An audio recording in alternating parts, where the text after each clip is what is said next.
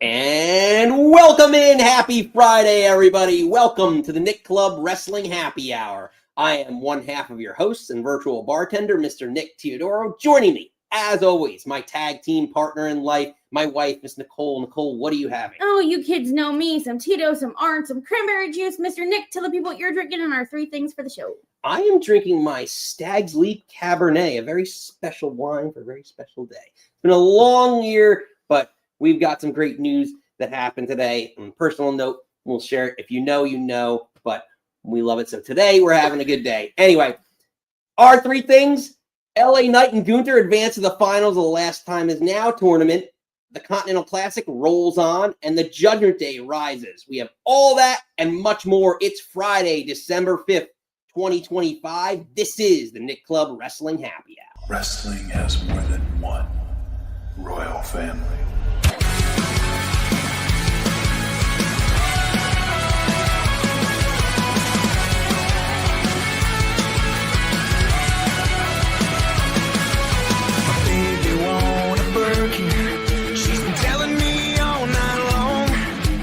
Gasoline and groceries, the list goes on and on. This 9 to 5 ain't working.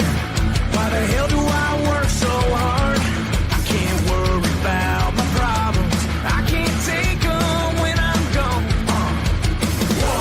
1, here comes the 2 to the 3 to the 4. Tell him bring another round when he's ready more. 2 stepping on the table, she don't need a dance floor. Oh my, good Lord. Someone pour me up a double shot of whiskey. They know me and Jack Daniels got a history. There's a party downtown near Fifth Street. Everybody at the bar getting tipsy. Everybody at the bar getting tipsy. Everybody at the bar getting tipsy. And welcome back in. Happy Friday again, everybody. If you are new here, welcome in. Smash the old like and subscribe. If you're a regular, you know we love having you. The regulars chiming in. Josh. Welcome in, Josh. It's on his show earlier this week. It was an awesome time. Great time. We got to do that again soon, buddy. But yes, it's been a fun week. Mm-hmm. Indeed. You're podcasting it up this week. You're everywhere. Trying to, for the brand, as Pat McAfee would say. Yeah. Nice. But yes, it's been a very fun and entertaining week in pro wrestling, and we have a lot to get to. But first, he already chimed in. It's his favorite segment, my favorite segment, your favorite segment, Nikki's Non-Kayfabe News.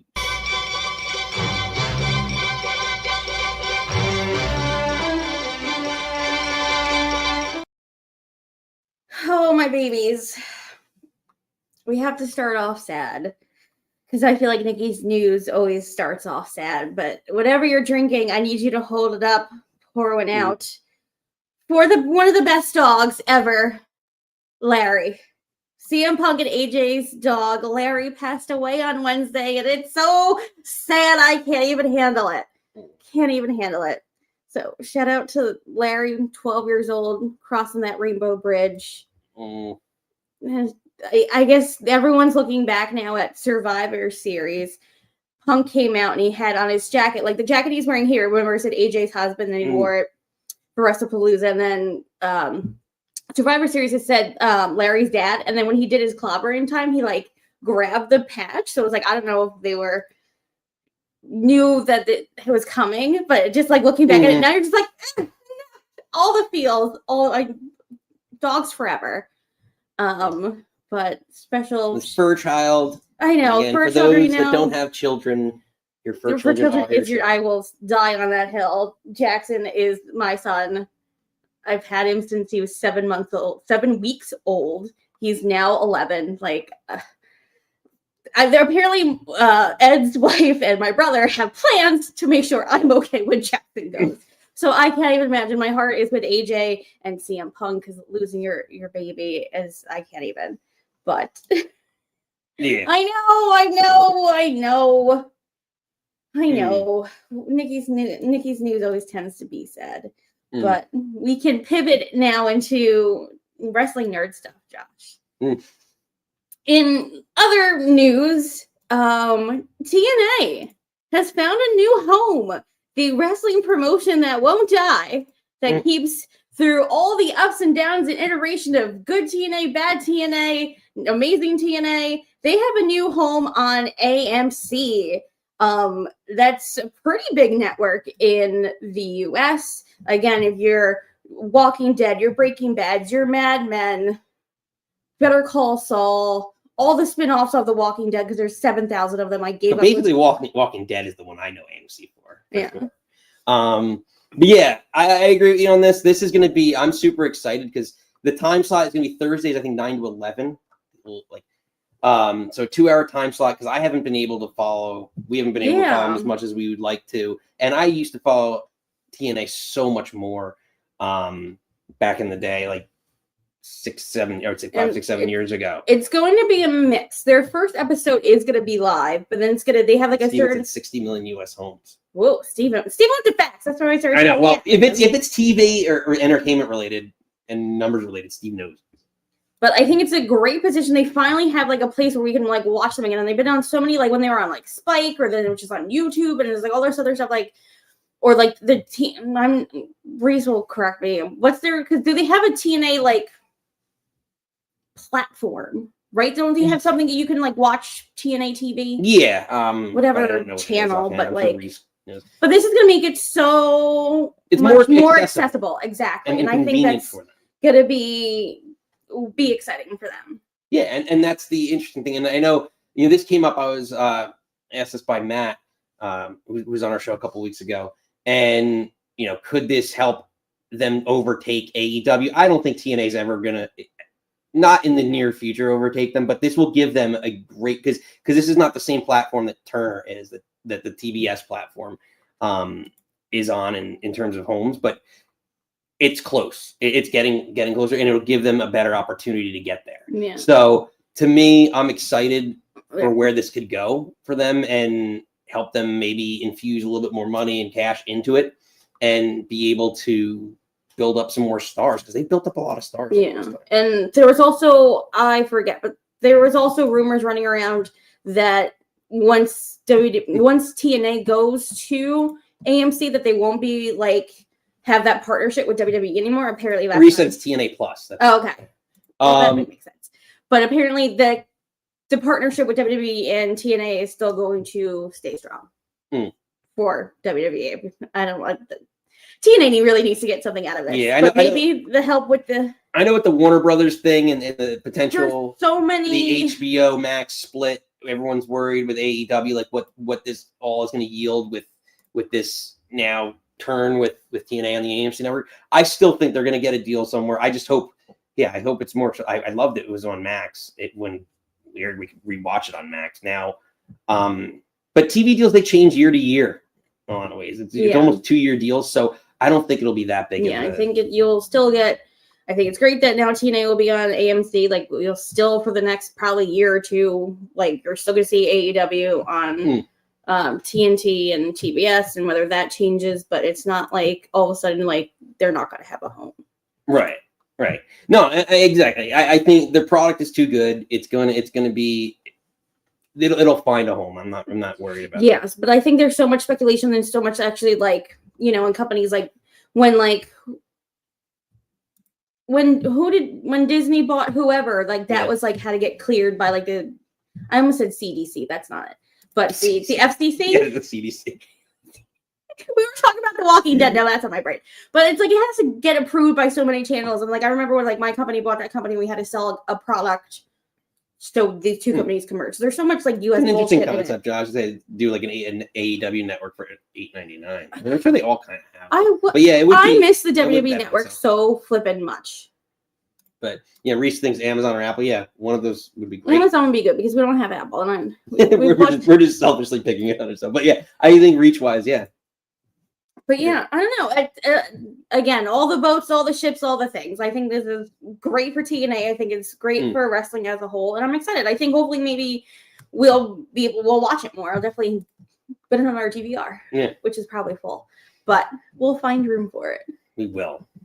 FTC. Thank you, Steven. I just said so many letters. I know. Reese said SEC. That's the football conference, at least in my mind. I don't know. Maybe in. I'm just in saying the Eminem song, right? The FCC won't let me be. They try to shut me down on MTV. Oh man. Well, the real Slim Shady, please. Oh, but I don't know. I think there's a lot to, again, all the boats, all the ships. So I'm excited for TNA. For sure. Nikki, put a wrap on it. Hit my music.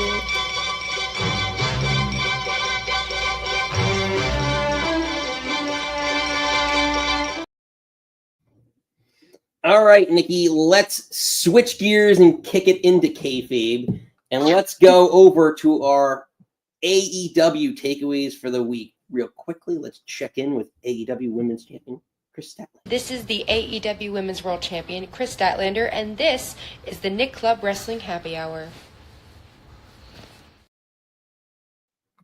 All right, Nikki, let's get to your AEW takeaways for the week. We've got the two big ones that are happening this week, but you want to talk about Marina and Toni Storm advancing to the final? Mina and Toni. Marina, yeah. Marina will beat the shit out of you. And laugh in your face about it. And then go have sex with Roddy Strong. But anywhoosies, I don't know. I really love Harley Cameron. I kind of want them to win, but I think this is just, I don't know. It's taken me a while to get used to this version of Toni Storm. Again, Toni has had to evolve. I find with her taking out of like the main belt, top woman's belt. But I don't really love her coming out and doing like the Mariah May dance with Marina. Now you're saying it. Mina. God, I blame you. I don't know, like her and Mina dancing. It's too reminiscent for the Mariah May thing. I don't love it quite yet. Maybe I have to fall more in love with it. But I really am liking Harley and Willow together. No, I do too. Yeah, to me, I like Harley and Willow. I think they should win the women's tag titles. I don't want to see Toni and Mina. I did it right that time. Yes. But I want to see a team that's a little bit more of a less thrown together team, even though they're both kind of together, but they seem like they have a little bit more chemistry to carry it in the women's tag, like to win this belt. Like I thought Marina and Megan were going to be the winners, but I was a little surprised, where we ended up. But to me, or Sisters of Sin would have been a better first choice because they're more homegrown. Yeah, more homegrown team. Yeah. But at this junction, that's where I like it. I think I'm okay with Willow winning. If it's Toni, it's just they're trying to get, and Mina, they're just trying to put a name on it. Yeah. But yeah, that's generally. I think. Because with Toni being champion, it was just like she went on that incredible run, and like whoever went against her, like didn't feel like a credible threat. I would still say Chris Statlander didn't feel like a credible threat. If she wins these tag titles, no one's going to be able to touch her. I feel like it needs to go on a little run here. Like have Willow just like, I think Mina's going to have to take the pin here. Yeah. But have Willow just pounce the shit out of her. Like, I don't... Why can't Toni take the pin?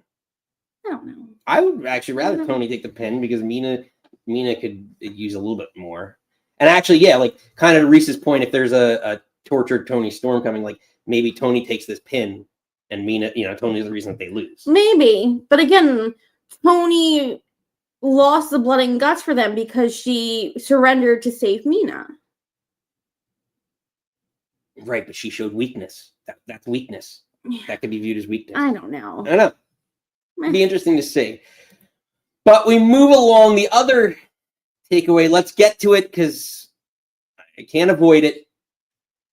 Eddie Kingston. That's where I wanted to start off with. I knew I couldn't, but I'm wearing my You kids know I fucking love him. Oh!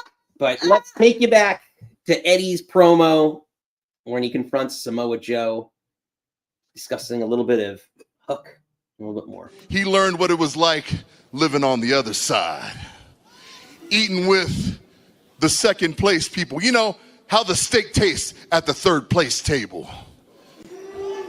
And I couldn't think of a better candidate to be that god than you, Eddie. Now, Joe, stand here right now, because this Samoa Joe, I don't know, and guess what? I don't respect. The Joe I know and the Joe that I respect, you ran through everybody, bro. You showed fighting spirit. You showed the whole entire world, what it meant to be a real heavyweight champion. If you don't bring the submission machine, if you do not bring the Samoa Joe that made me want to battle and keep going, if you don't bring the Samoa Joe that beat up my mentor for years, I will eat you alive on the 10th. Nikki, your boy Eddie Kingston finally confronts Samoa Joe and cuts a pretty scathing promo. So, what are your thoughts on the Kingston Joe interaction? I love it, because hearing, Joe talk, like, it's like, oh, I'm not here in a 3-piece suit looking like $1 million because I wherever they were, insert town. No, it wasn't Pittsburgh. Indy? Some Midwest. But, and then I love the line, he was like, no, it's like wearing a tuxedo at a petting zoo, and even though the penguins would appreciate it, which I was like, Joe, I'm not going to dress up here. And then he's like, when he got off his jet, and like, just, I loved Eddie calling out, like, oh, you're on a jet, like the Samoa Joe that I know, the Ring of Honor champion that ran ROH, like, this is not you. It was interesting that he basically said that he was kind of like milking him, like using him with Hook. And that he sent Hook.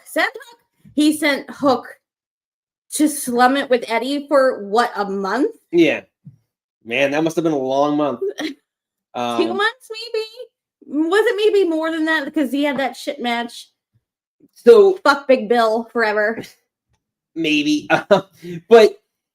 I mean, to me, this is exactly like you said. Eddie cuts great promos. Eddie looked real strong in this.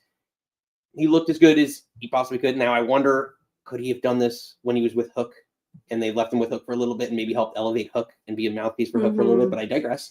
I thought this was good. It's a good setup for next week, but where he's going to just seemingly get fed to the lions. I want to see.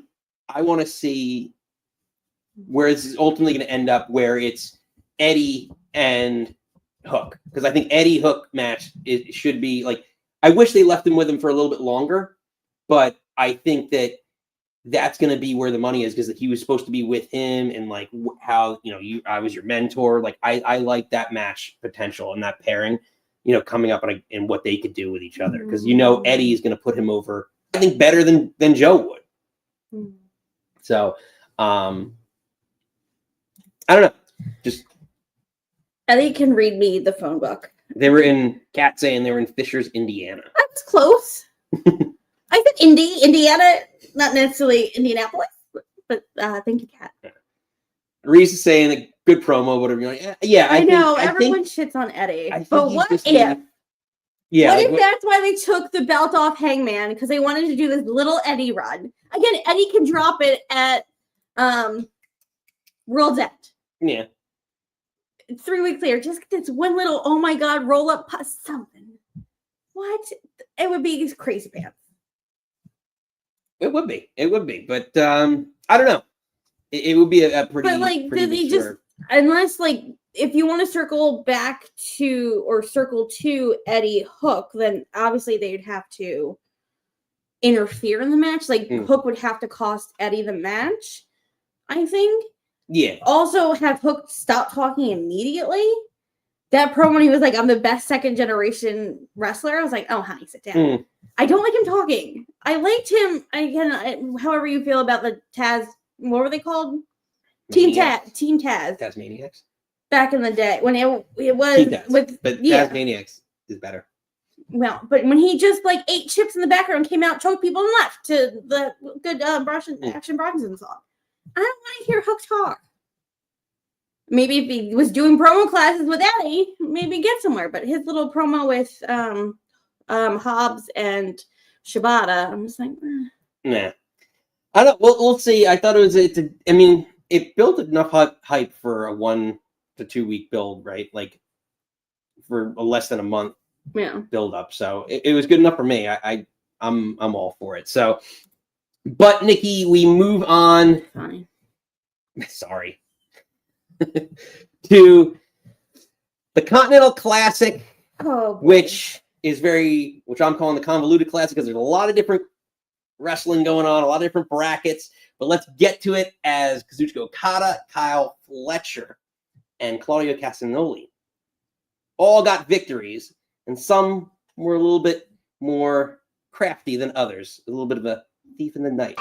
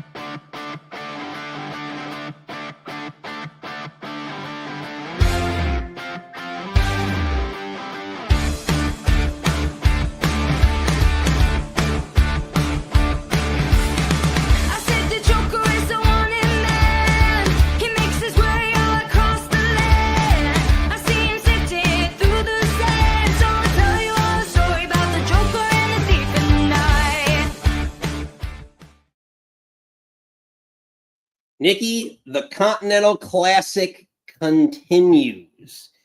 That it does. What are your thoughts as Okada, Claudio, and Fletcher? I guess I'll talk about the matches before I'll talk about I don't understand any of this. Would I like the match to be a little longer between Okada and Pac? Yes. I really don't. I knew Okada was going to win, but it made me sad because I want Pac. We also had that whole slightly intoxicated debate on Wednesday. Pac, and how the comments. Oh, yeah, they went back and everyone forth. on comm said it differently. Yeah. But we also had a couple cocktails that night, so who's to say? But I love him. I want him to do more things, but obviously he was going to lose to Okada. Kyle Fletcher, Kevin Knight. I think Kevin Knight is one of your future stars. I think he might be the Brody King of last year, the year before's tournament. That was the best match. He's going to be the breakout star. Again, I love Kyle Fletcher. I want him maybe after Eddie or with Eddie, or you can put him after this tournament. You can put him back. Obviously, he had that match with Hangman. I think you can elevate Fletcher. I just want him to grow his hair back. We're not getting. I know. I digress. And then finally, Mox Claudio. I am so fucking happy Claudio won. I push Claudio to the moon. I would love Claudio to win this whole thing, to be honest, if Pac's not going to do it. But I think, again, Moxley's bleeding everywhere. I don't know why he has to bleed in this just a normal match. It's getting old. Just like I would love to go back to like when we started this podcast and all I did was talk about how much I love John Moxley, and now I'm just like go ready. But I think this is also we're still kind of on the trajectory of like them booting Moxley, but I think Claudio winning was fucking phenomenal. Yeah, it's gonna be interesting. I wonder if that's gonna end up leading to something more with the Death Riders. We've said every time that is this gonna end with the Death Riders breaking up, and now I wonder if this is something new. But I'm calling it the convoluted classic because I don't know why. And I said this, Reese, I said this to you in your chat on your show. Like, I don't know why someone, and call in Reese because we're going to talk about this. Explain to me why Okada needs to put up his title to be in this tournament. then why would I want to have this belt to begin with when I can wait till after this tournament and challenge the champion and start a feud with the champion? The belt to me then doesn't make that much sense. It's like being King of the Ring. And then at the end of King of the Ring, I could just challenge, like I could pull a Jerry Lawler with Bret Hart. There you go, Reese. Well, Bret.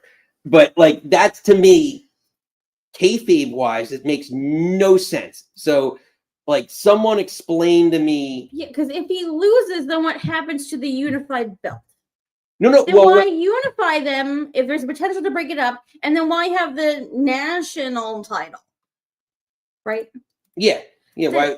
Yeah. I don't want to make this about there's too many belts because I don't think that matters. But it's just like you unified a belt, had another thing that you're going to do this. Then why? Then I don't. Right. And then he said he's not putting the international title into this because he's not. And this is what Don Callis said, kayfabe wise, because I'm not stupid. Well, then why would you put the belt up to begin with? Then the belt's doesn't really mean that much unless there's something unless he's getting a world title shot if he wins this and wins his belt back. I don't understand, especially for a heel. If he's a face, absolutely. If it's you name it. I know everyone has feelings about Hangman Page, but it's like a face, you name it, Hangman Page, Swerve Strickland, whoever, it wouldn't be an issue. But to me, as a heel, it makes no sense. That's just my overall with this Continental Classic thing. I'm sorry, I'm just reading recent comments in the chat. I don't know if you want to pop it. Yeah, he said the key to this tournament is the three main men of the Callis family and how they're going to show their place and stop the other. Mox didn't need to bleed him there, did he? So if the storyline is based around that, then you don't really need the tournament. You have the belt already. Then just have a three-way between the Callis family. So you said the champion holds both into the unified championship, but wait. Champion holds both into the unified championship, but the primary side of this tournament is still the Continental Classic. The loss of one was all three. So I guess he's losing all three. I'm very confused. You have to call him later and explain. But yes, to me, it's just again, it seems very excessive. It just seems a lot to have a tournament. But I guess I guess he must have said something. He must have tried to put a picture. Oh, Steve, I don't think you can do that. But yeah.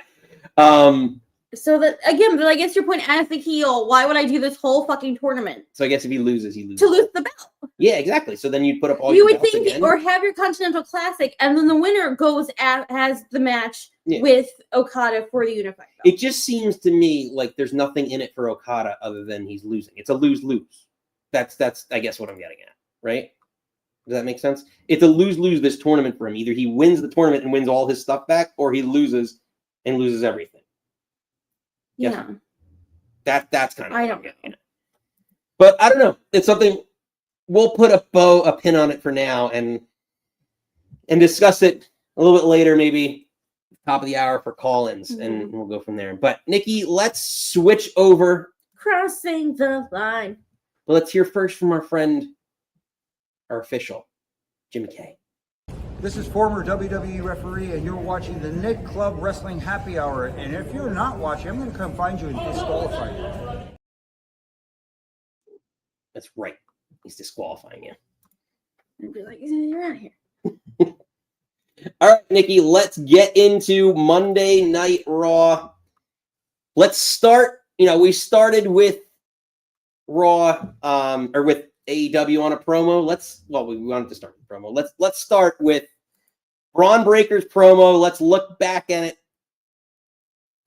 Some say it's his best of his career. Others say it's all right, but judge for yourself. CM Punk is no different than any other veteran that has lived off of past glory. He's no different than Seth Rollins being a narcissistic piece of garbage at the top of the mountain, holding everyone else down, when really he should be worried about the war going on inside of his own home, that his wife is a bigger star than he is. You tried to break my neck. You tried to ruin my life. You tried to ruin my dream, everything that I've ever worked for in my entire life. You tried to take that away from me, so I ruin your life. I'm coming for your career. I'm coming for every good memory that these people remember you for. I'm coming for it all, and I'll look into my eyes with your beady, stupid face and realize you are not even close to the badass Bron Breakker, the real best in the world. Nikki, a lot of energy. Bron Breakker cuts his promo on CM Punk, his pipe bomb of sorts. What are your thoughts on Bron Breakker's promo? I think this is a great start for him. I think this is a great promo for him. Is this like the pipe bomb or hard times or all? It's. I feel like he's a sweet young baby pickle, and I'm trying to think back. I necessarily wasn't watching hardcore in NXT when he was champion. I think this is probably the best promo that he cut, and I feel like they are letting him, because I feel like in NXT he would do those vignettes. Was he with?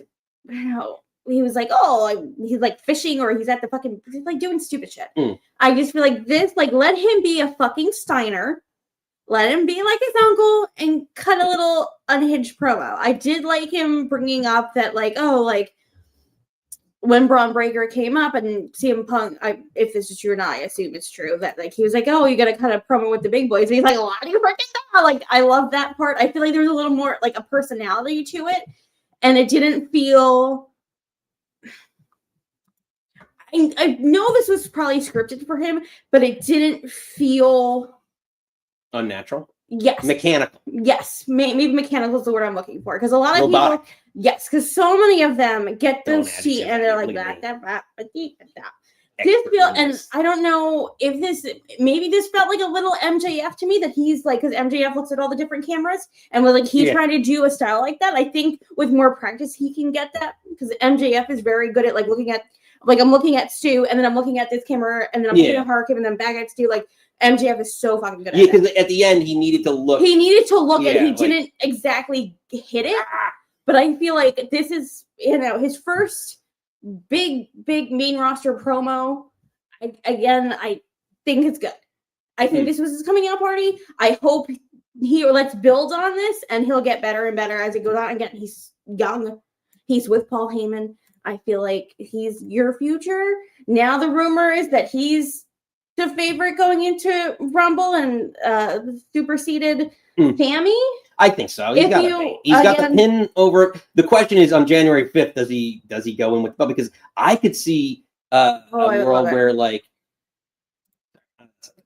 I could see a world where he ends up being champion and facing Brock Lesnar at WrestleMania. And the Brock Braun. I know you hate that, but that's a match that a lot of people want to see, and like you could set that up. And if Gunther ends up being Cena's last match, and which we'll talk about later, like, you could have that match in the works. So, but anyway, sorry, go ahead. No, just to me, this promo, it was solid. Yeah, to your point, it was a good starting point for him. I think he was a little emotional, like he was a little fast and ahead of where he needed to be. But I can't even imagine you have to hype yourself up, and then the crowd fucking hits, and then you start going. I can't even imagine how, like, you just want to be like, no, make sure, like, I want to get all my points on and hit all the things. Yeah. But, like, again, it's going to be time. I'm sure you guys are correct me, but I'm pretty sure this is his first big boy. Yeah, I agree. Promo. I just think he was trying to get out a lot of shock value statements, like the your wife's a bigger star than you are, and you need to focus on me, and then he calls him a bitch at the end. Like, all right, like, I get he's trying to get there, and he's with a lot of the energy and things of that nature. It just a little too fast. Like, it's the same issue that we have at like LA Knight. He talks too fast, and sometimes he gets a little ahead of himself. But he's much better. I think Bron Breakker is light years ahead of where LA Knight is. But yeah, I thought this was really good. It's starting point for him. I don't think it was great. I would give him probably like a B-. I did love at the end when he goes to flick the mic, and then Logan Paul caught it, and he was like, "Damn." Yeah, exactly. It's authentic but unpolished. Yeah, I think that's a great way to say it. Yeah, I think it was decent. Yeah. But I was thinking Reese's other point, since now Roman's the favorite. Last I heard, I was at the Royal Rumble when The Rock came out, pointed at him, and we fucking booed to hell. No. This is the other thing we did talk about too offline. Nikki and I discussed like Braun winning the Elimination Chamber, but keep Lesnar right. I love this. I really want a Braun Lesnar putting over Bron Breakker. He put over Cody eventually. No, because we talked about Elimination Chamber. You said Breakker. I said Punk because it's in Chicago. And he got screwed over last Elimination Chamber when Seth stomped him. Cena pinned him. Yeah, so I don't really want Punk winning the Chamber. I'd rather Braun Breakker. I think Braun Breakker's winning either Rumble or Chamber. But then part of me wants Braun going into. Preface this. Seth Rollins is hurt. Seth Rollins said on Burt Kreischer's Something's Burning, watch, it's fantastic, that his hope is to be back in time for Mania. Remember when Cody debuted back at Mania and he was the mystery opponent for Seth? Could Seth be a mystery opponent for Bron Breakker at Mania? I think might be the only one that would love that. Yeah, I think you are. Just throwing it out there. I want Eddie to be champion. I want Braun to be champion. I'm just throwing shit out there. I know. Well, that's what we're going to do. Fucking Brock Lesnar. I want Brock Lesnar, Braun Breakker. Well, I hate how much you love athleticism that they would have. Say what you will. Lesnar could kick rocks. But quickly, speaking of someone associated with Brock Lesnar, we're just going to kind of take a quick detour. But Paul Heyman does deny any involvement with the mystery band. So just quick segue.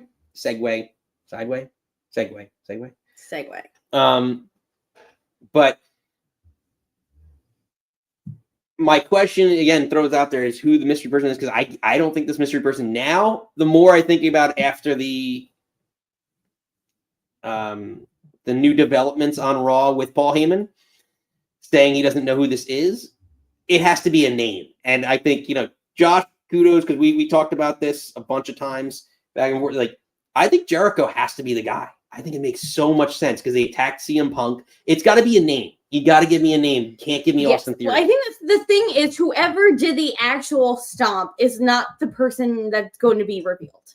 There's also some crazy theory that it was Zoe Stark, which I'm like, I don't think she's that I know. Yet. Yeah, like her knee is like broken off. I think if we go back to when the Shield debuted and it was like, oh, did Heyman hire them for Punk? It's the same. Then he denied that too. It's like, is this going to be deny? And this person, whoever they may be, will help Braun win and then a reveal? Possible. But like if Jericho comes and helps Braun win to beat Punk, like, I don't know if I need to see CM Punk and Chris Jericho again. I don't think I need that in my life. Reese saying a heel LA Knight would be a ballsy thing to do. I'm not mad at it. It'd be interesting. Steven says they just have no idea. The Manatees haven't written it yet, Steven. The Manatees have not written it yet. But Reese, it's Paul Heyman though. Paul Heyman's gonna do it because Rosenberg asked him 3 times and asked him a different question, and he's like, I don't know who that guy is. Because Paul Heyman is so goddamn fucking smart and a fucking liar. So, yeah, you want to buy a bridge in New York? He's got a guy. You're wearing white gloves, he'll sell you. I know, he's a liar. So we could, but he could also be telling the truth, and sometimes heels are telling the truth. So. He's not that kind of heel. But Reese threw it out that maybe LA Knight, but LA Knight, it's a perfect segue because LA Knight is now in the finals of the Last Time Is Now tournament. And let's catch you up on who his opponent's going to be.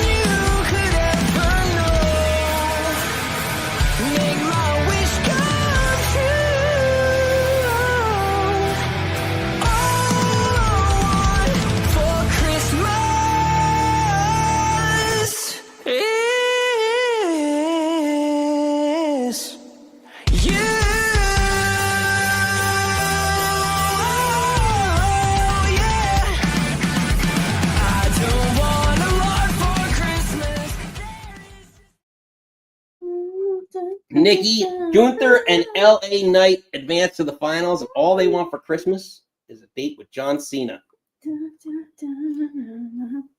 What are your thoughts?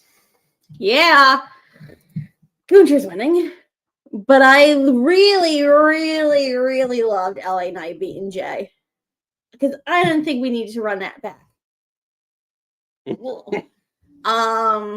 But again, it's the story Kat of said Reese is eating watching the. we know he is. It's fine. Reese, we don't judge here. Yeah, no Don't judge here. No judgments here. You do your thing, babe. Reese. Look, he's doing the J Cark. Did you? Oh, yeah. Into the E. It's a combine. But anyway. Reese, we love you. I'm glad it's something. I'm so glad it's not Jay Gunther. Obviously, I think Gunther's gonna win. Apparently, there's some kerfuffle that there's some people that are not happy. It's Gunther. I think he's your new legend killer. Have him retire. AJ, have him retire. AJ Lee? Yes, AJ Lee. Can't believe she just came back. Put her in the fucking. Put her in the home. Old folks' home. AJ, Jericho, Randy, have him be the new legend killer. But I think it's just like the story of LA Knight that he gets pushed to a point and then he's not going to do anything. So it'd be because if you're turning Jay, again, I don't really know who's where because technically LA Knight's on Raw. If Jay's turning heel, he's on Raw. Like, I don't know if that's too many switchy doos. Josh, that's for you. Flippy doos, switchy doos. Technically, Gunther is, before he took his little leave of absence, he was on SmackDown, which was weird because they moved him from Raw to SmackDown. Or when he was coming back, did I get that wrong? Or he was coming back, they want him on SmackDown. I could have that backwards. But it is on SmackDown tonight, which you said that to me. Surprised. And I was like, oh. We will. But I guess that makes sense because then next week you could have, I'm assuming he's going to cut a promo on Cena.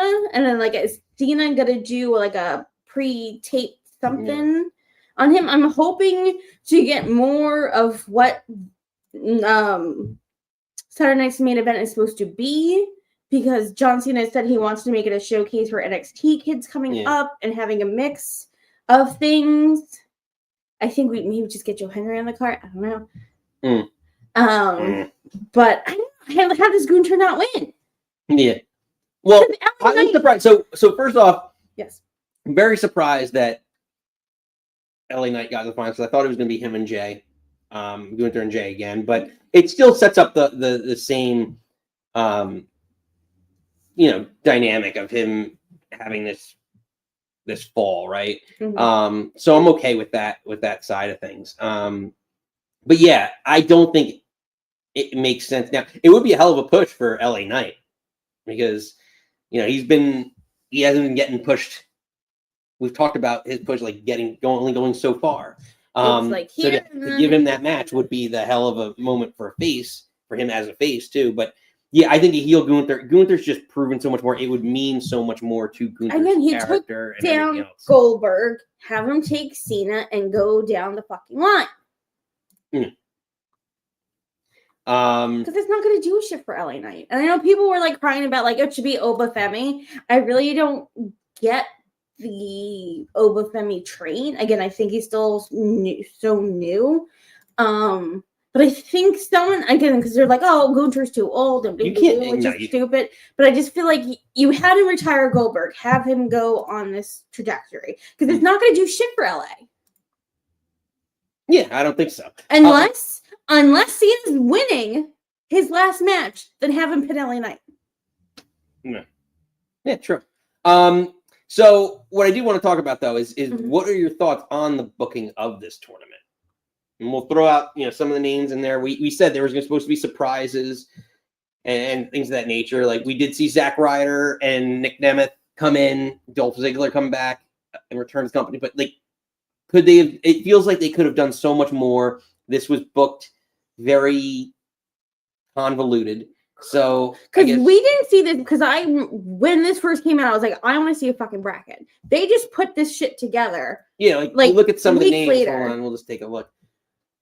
Rusev, Priest, Miz, twice. Miz was in this because remember we had that injury. Nakamura, Sheamus, who has history with Cena. Yeah, are we confirmed that Sheamus? Like as much as I love Nakamura, I don't know that it meant. Like, did he have a history with John Cena? Would he gain anything from being in this tournament? No. So there had to be a balance, and I necessarily don't think there was, of the people that had history with him, and then the new kids.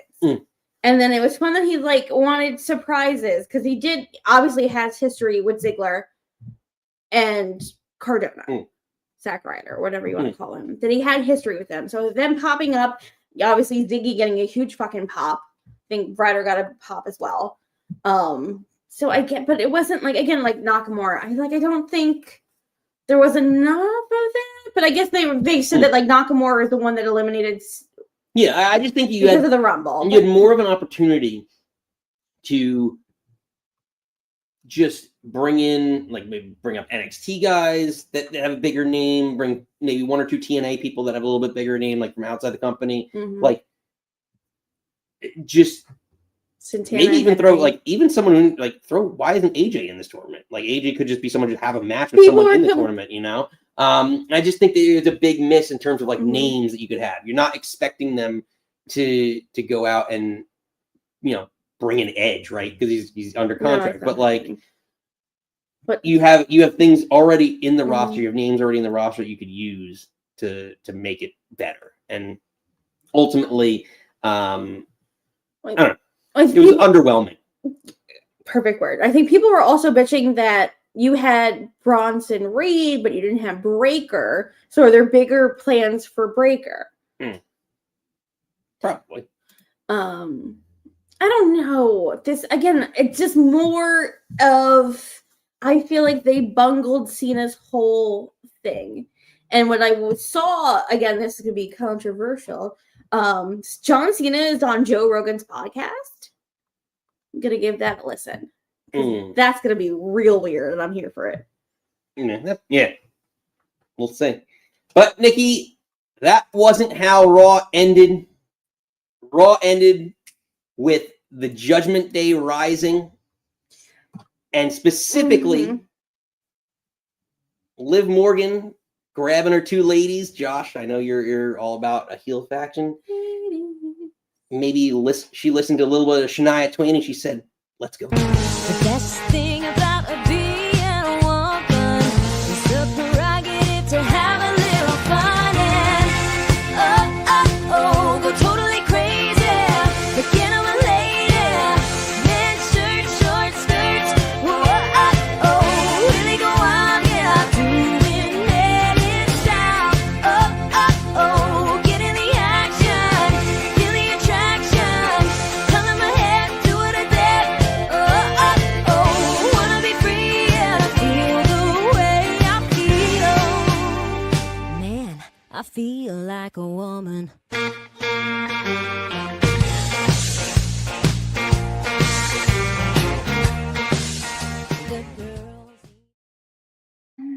Nikki, the Judgment Day rises with the help of Liv Morgan.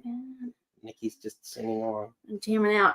Well, first I want to backtrack. Again, I said this on Josh's show. Again, the chemistry between you and Josh, girl, here for that.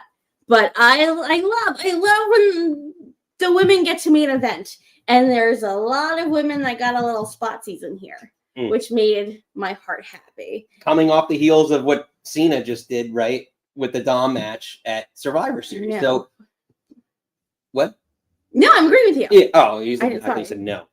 No, but breathing. yeah, like again, like the momentum. Keep the momentum and look strong. And also the pop rocks that she pulled on Bayley was phenomenal. Bayley was like maybe the perfect body type for it. Perfect body type. And also they trained together. Bayley posted that she was doing this big like women's wrestling seminar, and there was pictures of her, Roxanne, her, and formerly known as Cora Jade, Maxine, Charlotte, like she did a whole big thing. So I think the chemistry with her and Roxanne is there because that was again when Roxanne can hit it on the right person, or a right person, like fucking John Cena. If she gets it with the right person, it's good. When it's not the right person, you're like, dude. So again, practice because she's a child. you know. Yeah, like she hit it so well. And I love that it was just like Rhea, Io, Charlotte, and Alexa were having a very good match. And then having the Kabuki Warriors come out and then interrupt that. And then having Bayley and Lyra come out. And then having Lyra's about to hit one of them. I forget who she was about to hit. And then Liv came out. Yeah. Well, I'm saying, no. Lyra was on the announce table going to hit somebody, and I forget who it was. And then Liv came out to interrupt, and then Roxanne and Raquel came out, and there was a little tete-a-tete with the belts, and then the promo that she did earlier. It was just layered, because this was like, and I was talking about this with Josh earlier this week, is this reminded me very much how a few weeks ago they were building up the Wyatts and the MFTs around the US title and the tag titles on SmackDown, the male side of things, right? And here you have theoretically Liv going after the women's world title, and now at the end of Raw, you have all these massive megastar names, right? We talked about last week with Survivor Series, the lineup of just the faces, right? With Rhea, multiple-time world champion, Io, multiple-time world champion. You got Bliss, Flair, multiple-time world champion, Becky, right? So, but those four at least in the tag division, and now in the main event of Monday Night Raw, putting more of an emphasis on the women's tag division. And now, who wants these belts? The Kabuki Warriors belts, but really, the Judgment Day is lurking in the background and trying to reclaim Raw. So I absolutely loved all the storylines interwoven into this. It kind of felt like an older Raw to me, that there was just like the thread throughout the show leading to the main event. Like you had the promo off between Io, Rhea, Alexa, Charlotte. Then you had the promo from Liv Morgan. And then the main event happened, and then everybody came out. It's just like all the story. You know, I can't talk. All kind of coming together, and I felt like I love when a Raw does that. Yeah, they all converge. Yeah, and it was just seamless, and it worked out really, really well. The other question I do have is Liv Morgan in fact playing the long game? Because there is there's the angle that we discussed, Josh discussed, right? We're talking about a faction, a heel faction potentially led by Liv Morgan, but there's also the self-destruction angle where she's infiltrating and just getting ready to bring everybody down, and setting them up for failure. So that is my question to everybody: is Liv Morgan playing the long game? Because I loved when she was like, everyone's saying the Judgment Day is weak. And she's like, now I'm back and we're going to run shit. And then she actually, I hope this was intentional, because she actually really slapped Dom this time.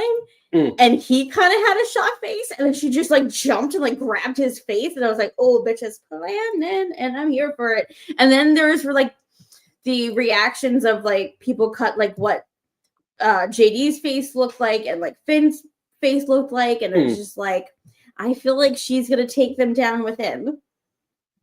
But she's like, I think you're on. I'm on your side. I got you that belt, and she fucking slapped him. But I was like, Mom is in charge, bitch. And I'm just like, because she knows that they know that she'd be suspicious. Oh, suspicious. Suspicious. We can't of them, here. And and that might be a good cunning way of getting in there. I like that idea. Reese says he's just not sure. I think so. I think it's happening, Reese. The little sneaky peek. Because she's a face. Everyone wants to cheer her right now. Coming back. Like, I know she works well as a heel too, and can lead, but like she is such a star, and her being away, you come back, the people miss you. You're going to be a face. So I could see her, like, this is a good way of building her up to Mania. This is where I think Steven Reese, she's been a heel for so long. I don't when was the last time she was like face? Was it like, was it with Rhea as like a tag partner? yeah, but how long ago was that? Yeah, a while. I feel like in recent memory, it's like, oh, you know, she's better as a heel, but like I don't remember her being a babyface. Mm. And then her versus Ronda, how long ago was that? When Ronda couldn't fucking take it a when she was choking out, and we thought she might have been joining the Wyatts or something like that. Then because she was like smiling when she was getting choked. Was that same? Yeah, I don't know. That was a whole, I don't know. But I feel like isn't everyone a babyface first Ronda? But I don't know. Like I don't towards the latter part, yes. Josh, we can't wait to hear you either. I know because like, Josh is. Don't worry, the call-ins are coming, Josh. The link is coming. But I don't know. But that slap and the jump and the grabbing of his face, I was very much here for it. Yeah. So we shall see as we wrap here. So the chat seems to think, and the poll seems to think she's playing the long game for sure. Agreed. So agreed. We'll see. We'll see. Only time will tell. Nikki, let's switch over. Let me do this. Let's take a quick 30-second break and visit with our Uncle Fred. This is WWE Hall of Famer Fred Ottman, and you're watching Nick Club Wrestling Happy Hour. Yeah. He's all about it. Let's kick it as we get ready to open up the phone lines to our SmackDown preview. The MFTs are going to be on SmackDown addressing last week, where Solo actually... See, this is what it is. So Solo, we didn't really talk about it because, we love the Wyatts, but we didn't really talk about it because we had their Survivor Series preview to do, and the Wyatts didn't have really anything to do with it. But the end of last week's traditional, and I'm doing air quotes, Survivor Series match, right? Solo won, but at the end of the SmackDown, Uncle Howdy returns and delivers Sister Abigail to Solo. So I'm interested to see where this is going. I thought this should have been a Survivor Series match, and you're talking about what was it, four matches? Why wouldn't you just throw a traditional Survivor Series match on it? Because we didn't on SmackDown. No.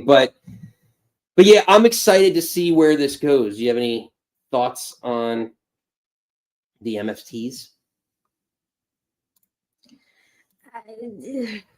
No. I don't. I want to care, and I don't. I agree with Steven in the chat. Worst Punisher makeup ever. Don't put makeup on Jeff Cobb. It doesn't work. It does not. I think using it sparingly when it is like back in AEW when Proud and Powerful would come out and in the Dead President's makeup when they were doing a street fight or whatever, like that to me is impactful. Jeff Cobb coming out every night looking like that does nothing for anybody. I know that's what GOD did in New Japan. I don't think this is working here per se. And again, it's just supposed to be a new take on the characters, I think, to be perfectly honest. I get it. It's just a new iteration. I get it, but what they're going to be. I don't think it's working. And also, forgive me, and you'll correct me. The Wyatts are still the tag champs, right? Yes. Oh, why are they not on our TV more? Besides, they do their spoopies. Because it's not Halloween anymore. I know. That's the thing. They did Hollywood Horror Nights, and there was a whole big Bray Wyatt Funhouse thing. But now it's Christmas time. Like, are they going to drop the belts? But we haven't fucking seen them. Why? Jesus Mary. I had to make sure you're awake. But yeah, we haven't seen them. I want to care, but they're not making me care. Well, something I think you do care about, Nikki. Oh. Ilya Dragunov continues his U.S. title open challenge. Who do you think answers the challenge? Do you think it's another tag team member of a tag team, like one of the DIY people? It's just Tommaso Ciampa stalking him. Ilya, I do love you. But when DIY came out together and like no one will survive, like Tommaso Ciampa's NXT song, or when he came out to nothing and it was like Daddy's home and he wanted Goldie, like give me that Tommaso Ciampa. Give me that against Ilya. Wouldn't it be mad if he took the belt off Ilya and then Ilya and Gunther do a thing? But I know Steven wants that for a belt.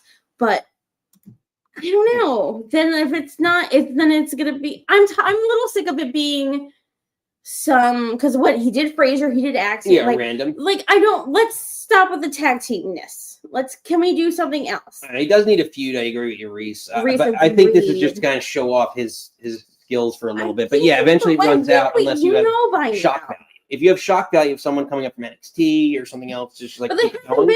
I know, that's what I'm saying. Like it could be tonight. Like Reese, I know you said earlier, like I think Orton was advertised. Maybe Orton answers, and that's get just the fuck out of here.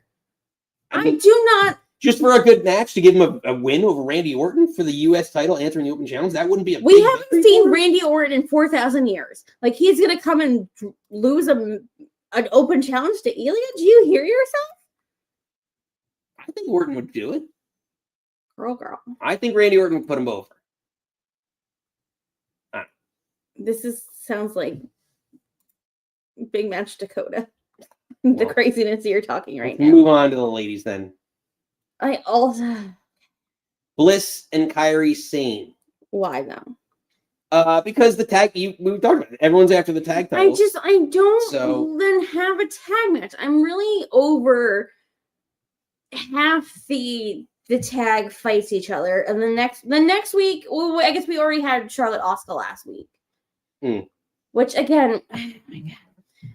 Then that's how they got the war. Yeah, they're just gonna keep doing singles matches. I hate this. Which they're fucking a tag team. Have a fucking tag team match. No, because you build up towards the tag match. God, you can't just have it. Ugh. Good. Yeah, Kyrie. You gotta yell it. I don't know, but I'm just like, if you're a tag team and wrestle as do a tag match. All right. Well, how about a singles female wrestler wrestling as a single? Oh, poor Alba. Jade Cargill. They both look asleep. Like Jade looks asleep in that.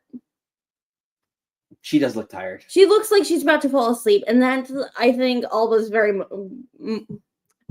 smirky. I was gonna say prettier than that photo shows. I was gonna say more pretty. I was like, that's more pretty. More pretty. But then she took the unprettier. And then she took the unprettier. But I was like, again, and like I don't understand, and that's what makes it like. Why did Jade break up Chelsea's celebration? Because Jade wants her own celebration. Then it's like my worry is they're gonna put again our Chelsea.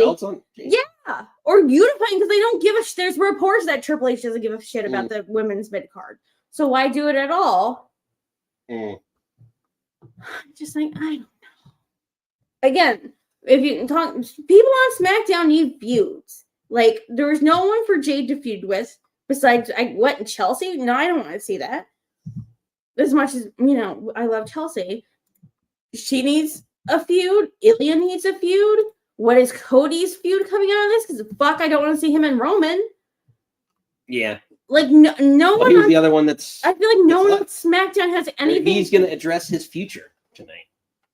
I'll address your future. But it's like no one on SmackDown I feel has, and Lord help us when it goes back to fucking 3 hours. Like no one has anything to sink their teeth in. I think that's a great way to put it. Like no one has a thing. Give them a thing, and it's just like, is this going to be nothing for 3 weeks or a month till we get to the thing? It's a nothing. What, baby? You said nothing. I said nothing's a thing. Get it? No, it was a joke. But no one got it. It didn't land. I know I just tried to tell me, and I was like, I don't know. But I don't know. But we need to, again, is this a lull period? I love your little festive Christmas get up. Nick's favorite time of the year, obsessed. But is this going to be like a nothing thing for the next month until we go to Rumble? It might. I mean, there is the holidays usually are a little bit of a lull, but I don't know. I think they can keep going with some decent storylines and storytelling. I don't know. We'll see. But Nikki, yes, it is that time. Yes. Open up the phone lines. Let us know what you're drinking, what you're thinking, and the chat has been buzzing. Let's get through a few quick comments before we hit it and quit it. Reese St. Alba having to fly from Scotland to the U.S. to lose to some drivers. God bless her. Oh, gosh. Get it, girl. Mid-card title held by Chelsea only. Obs. Steven's saying they're killing time until Bianca's ready. What the fuck did she do to her hand? I don't know. At this point, cut that shit off. Cut that finger off. I'm pretty sure you could do better, or a prosthetic is going to do better. Now. April, like what the fuck happened? I don't know. It's interesting, but we'll see. All right, Nikki, the chat has been a buzzing. Mm-hmm. Get ready. I think I might sneeze. Little drummer girl. Hit the snare.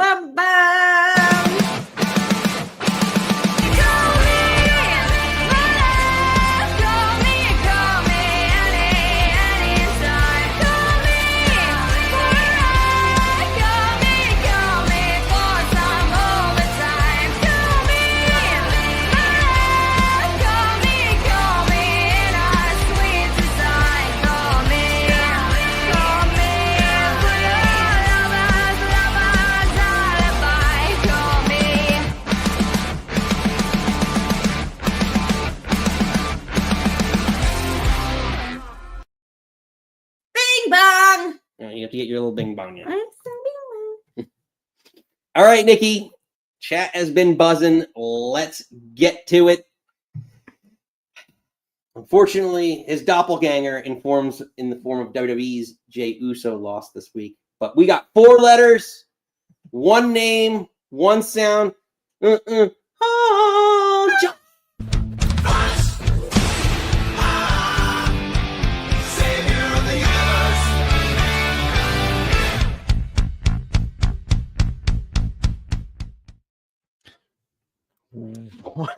What is up, guys? She still likes your rocket. I know. Every time your little face in that rocket just Who doesn't? It's beautiful. Love it. It is a good one. It is a good one. It makes me still laugh. This is definitely a top 10 graphic you made, Nick. I enjoy it. Speaking of things I enjoy, thank you for joining me this week on my show. It was a blast. A lot of positive words from not only just Nikki, but a lot in the community. They enjoyed the chemistry we did have on screen there, buddy. Nice. Almost like the show we tried to start together, but you know, lifed. You know what I mean? Yeah. But Nick, thank you again for joining. And Nikki, thank you for allowing him. I know you had to push dinner back. Nick was like, oh my God, me and Tosh get to play. I made it work as I do, and then I trolled you guys the whole night, so it was fine. Josh, it's much like your show on Wednesdays, right? If I get all my chores done, I can watch cartoons.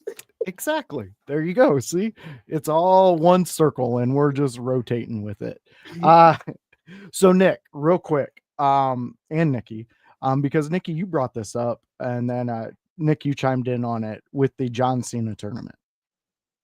I think it was just a pieced together thing. They had a plan and then maybe changed a bunch of things. I don't know. It was very weird. But let me pitch this idea to you guys. What if they would have done once they announced he was doing this, they would have done a series of just different, like who's got the most wins and this, then they get to enter the tournament at the end of the year, things like that. I think that's where they may have missed. I know hindsight's always 20/20, but I think if they ever attempt something like this in the future, that would be the way to go. So it's, what you're saying kind of is like what, ironically, the Continental Classic seems like it is, right? So like reverse it, just to some extent, right? Like give the Continental that for something like this, like that makes sense. Someone's last match.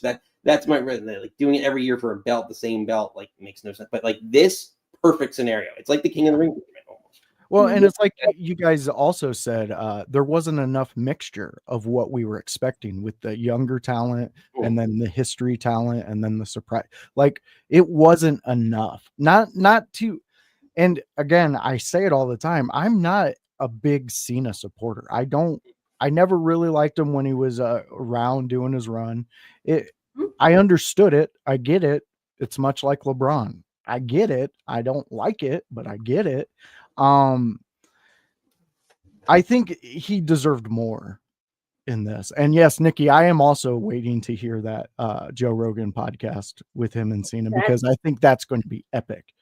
Just the way Joe can get information out of people and get people talking. John Cena is perfect for that, because we get to hear the stories and the thoughts and all his, especially in this last year. I mean, the dude's had a tremendous year. So that's where I'm at with that. I think they should have done, like you said, the Continental Classic. I do something like that. And this tournament here, tournaments at AEW, we're all tournament. In March, we're going to get another tournament. We got a tournament coming up for football. It's just, this is the season of tournaments, I guess. And that's where we're at. So, well, I thank you for that, Reese. But in your country, my antics might get you in trouble. So I would just pump the brakes a little bit on some of the take pieces. But secondly, guys, I got to do something. I'm going to start a new character, Seth Sellings, okay? Because I'm always selling. I'm going to be selling this, and it's the women's main eventing Raw. Let me tell you, who sat here last week talking about this is going to be a takeover? I love it. Thank you so much. Seth Sellings here, always selling this idea. And here, Nick, when you were talking, and Nikki, when you were talking to the chat and everything, I got another idea, and it's in the mix of this. Their fourth. Remember, we talked about who would be the fourth. I posted a question. We threw out our ideas. I think it's going to be Lyra. Oh, actually, you know what? I like that. I think it's going to be Lyra.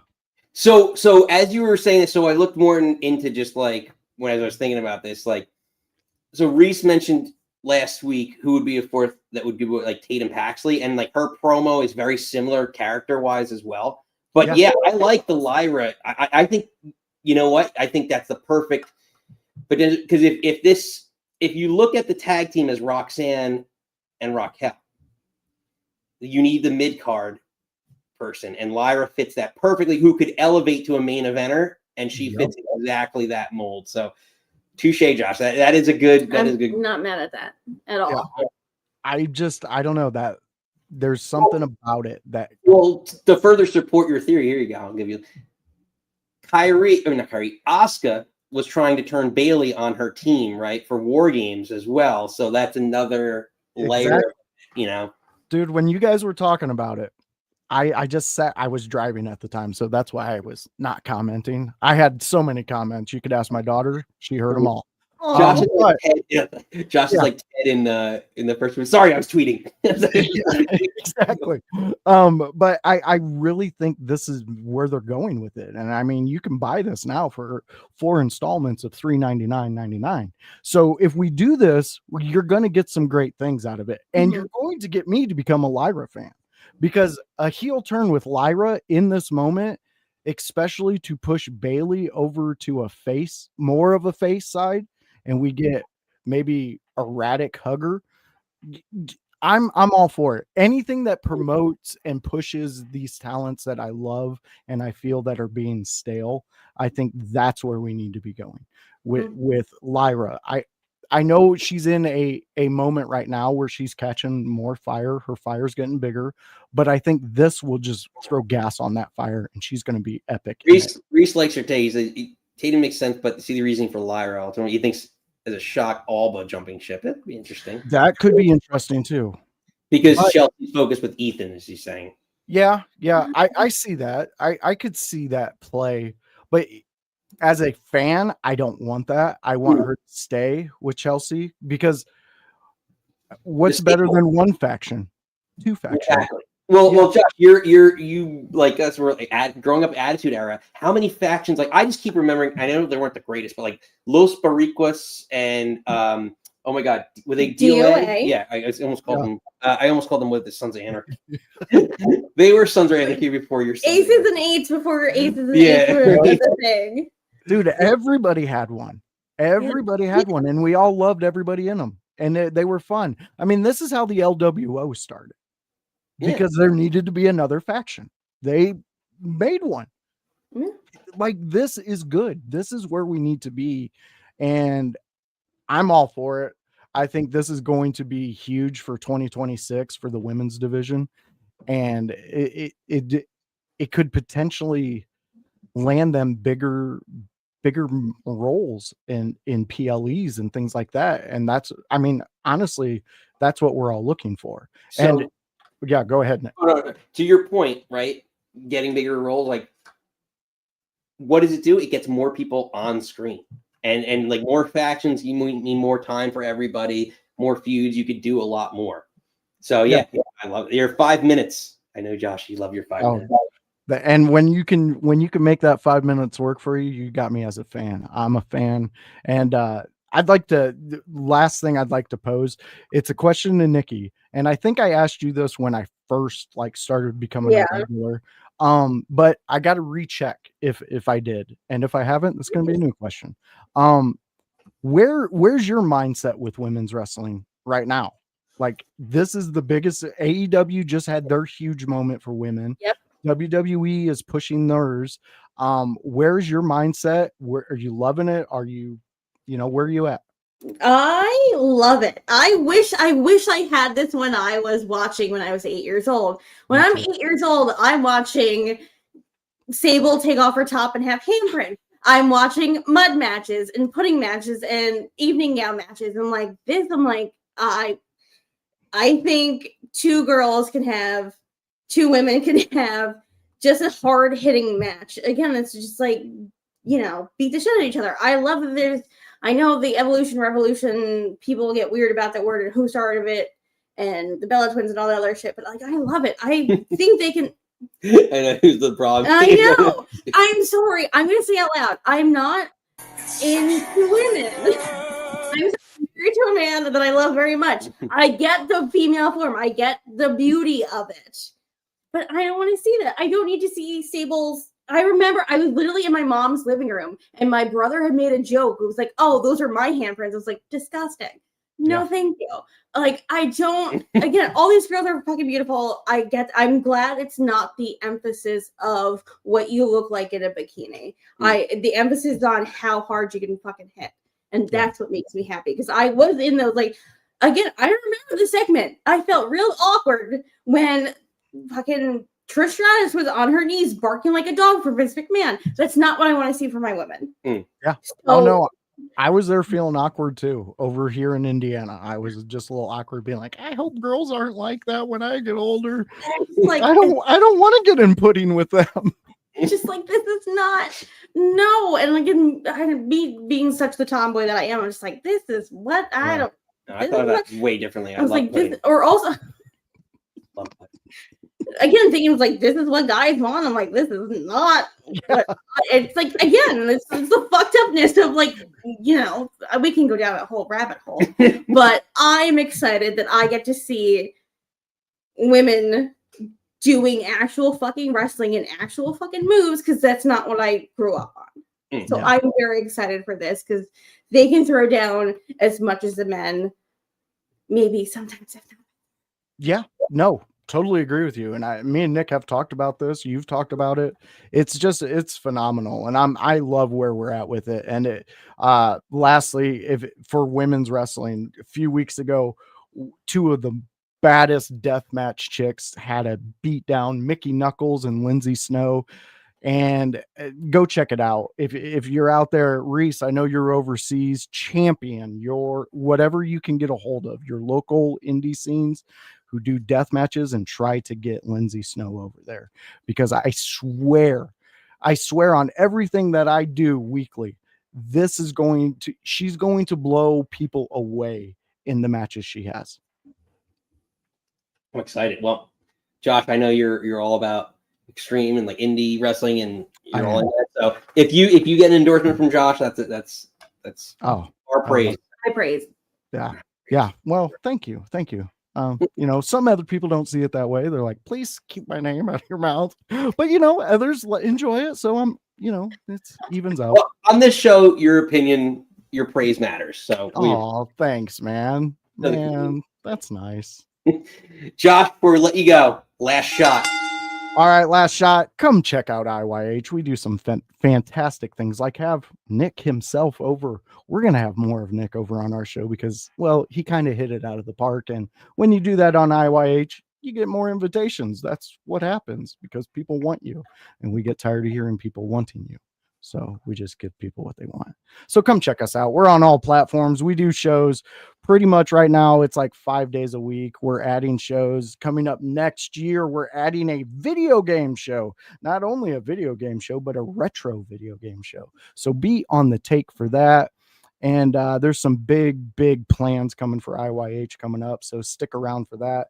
And March, if you can make it out to the Squared Circle Expo, come meet me live, come have some fun, come buy some merch, but we're going to have fun. And Eddie Kingston, oh boy. Josh, you have to. Oh, it's going to be so much fun. That weekend is going to be insane. I honestly, if we're being like Josh being serious, I hope he like plays into it. And I hope I get a moment with Eddie Kingston to where he's just berating me and just making me look like a chump. I want that. I hope he does it, but you never know. He's got it. He's a little. You gotta get on the camera and show everybody. Yeah. You gotta have don't worry, Nick. I will have body cams on me all weekend. Don't you worry, bud. He'll be more body cammed up than a police officer. Yep. Less shooting, but more cam footage. Yeah. Happier, more entertaining. Hopefully. Yeah. Lord. Josh, pleasure as always. Sir. We will catch you soon. He's got to catch his flight out of here.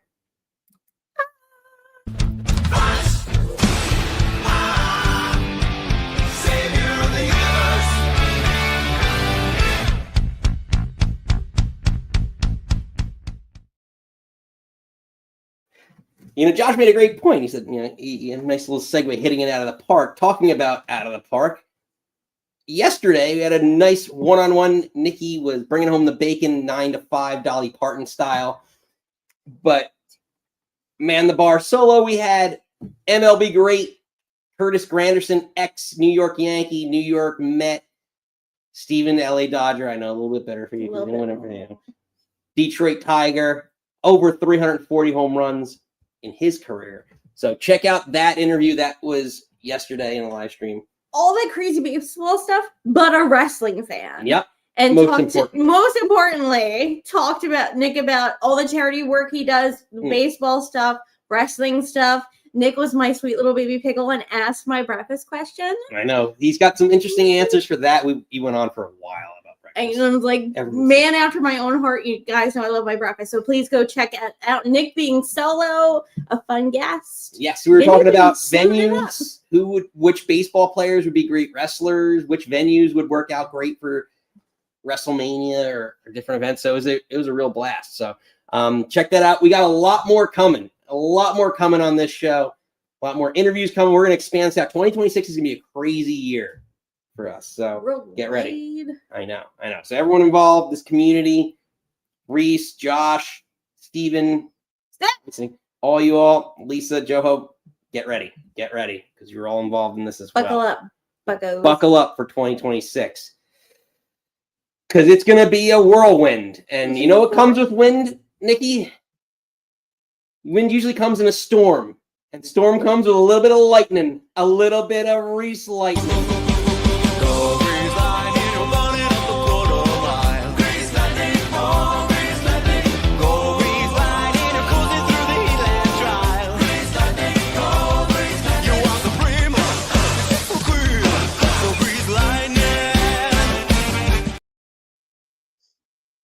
There he is. And shame, baby, now. What are you doing, Undertaker? All right, just for you then once. Reese, you shaved. No. Trimming it up. It looks like you shaved. I don't know. Maybe not. No. Debatable. Done now, brother. The Right. undercarriage. Yeah, you did that. Yeah, that's a tough spot to dip. Still there. All right, well, don't, Reese, you're killing me. I'm trying here to just Acknowledge me. What can I say? I'm 10 out of 10. Fair enough, Reese. What are you drinking? What are you thinking? As I pour myself one. Well, my new watch says it's 9:27 in Tokyo, so I'm talking in the future. Oof, what am I thinking though? I'm thinking December's a slow month, but it's been a decent wrestling period. Yeah. It's been decent. It's been decent. Not great. It's been decent. And there's 4 pay-per-views on tonight.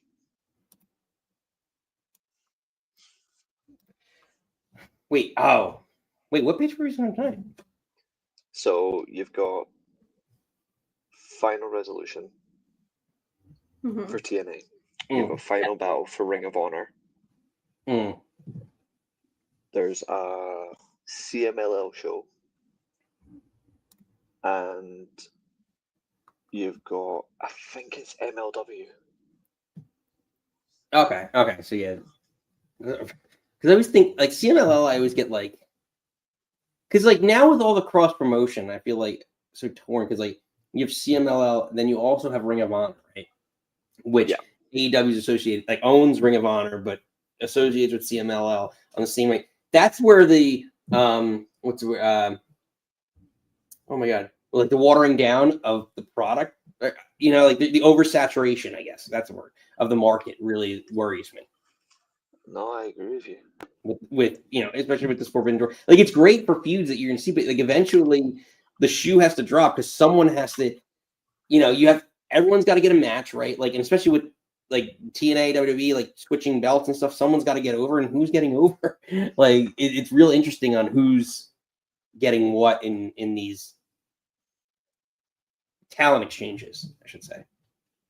Oh, for sure. Like, there's so much of it, but there's no lessons being learned. Agreed. Which I keep saying all the time. So until someone proves me wrong. I honestly, I agree. But that's because Eric Bischoff is not involved. I know, John. But yeah, so what do you think? Yeah, but it has been a pretty good, you know, yeah, with the next 2 weeks theoretically being slow, it's been a pretty good, you know, couple of weeks of wrestling. I think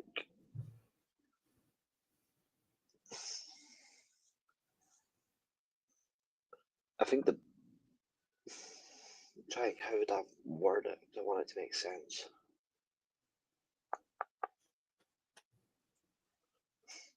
I feel like those who had bad creative are slowly turning it, but it's not set in stone yet.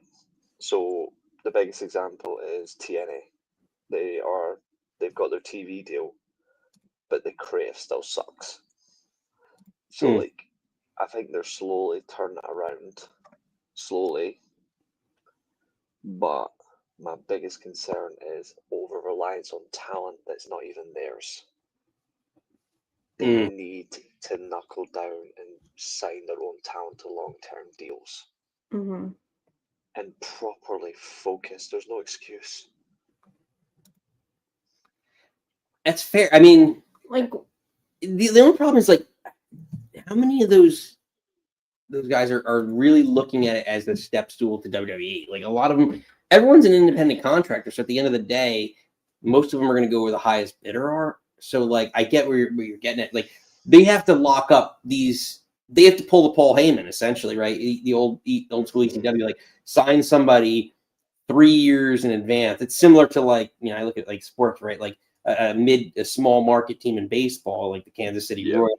They have to get their prospects, buy out their arbitration years, so that when they're in their peak, their prime, you're maximizing use. But I agree. once their name is made, you're SOL. Like look at Joe Hendry. Joe Hendry is probably one of the Jordan biggest. Grace.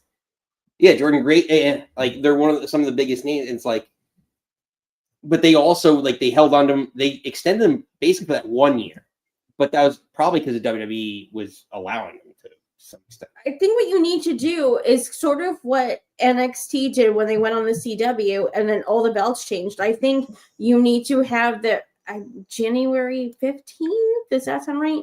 But whatever day that they do their big live first thing, then put the belt back on Santana or have Kaz drop it to That someone. show is live.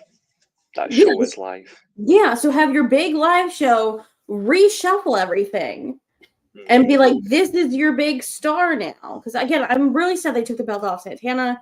I get what you're doing with Kaz and but like that should be your reset, go mode. Is that live show. Well, there's rumors that AJ Styles might appear on AMC for the first show. That's a strong rumor, but that'd be nice. There's talent out of contract very soon that shouldn't be out of contract, Mm-hmm. like Mustafa Ali, Jake Something, Steve Macklin, Zachary Vance. I don't care about AJ Francis. Get rid of him. I don't care. But I think but the rest of them are talent I give 3-year contracts to. Mike Santana's also on that list. I'd be like, yes, no, give him a 3-year deal now. Or he's going to NXT. Yeah. Yeah, I hate that personally. I think you can build a division around them instead of 6-month deals, 12-month deals. Give them 3-year contracts. Yeah. Will they have a name in TNA? There's no point in having him go to NXT because he doesn't have nearly as much value in WWE than he would in. Because in WWE at this point in his career, in my opinion, like a guy like Santana is just going to be at best a mid-card guy. He'd be Damian Priest. I don't think he'd be that. I don't think he has that. No, I don't think he has that trajectory. I think he'd be like. I could see him. Santana's better on the mic to me than Damian. Santana is what they want Joe Hendry to be. He can do all of it, and he's actually far more markable and far more interesting. I think you're not giving Santana enough credit, babe.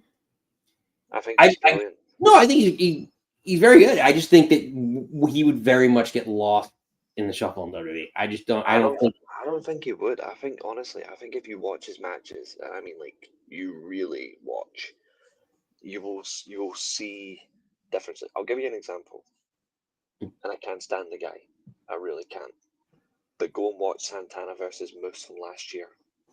Really watch. You'll see just how much he carries him.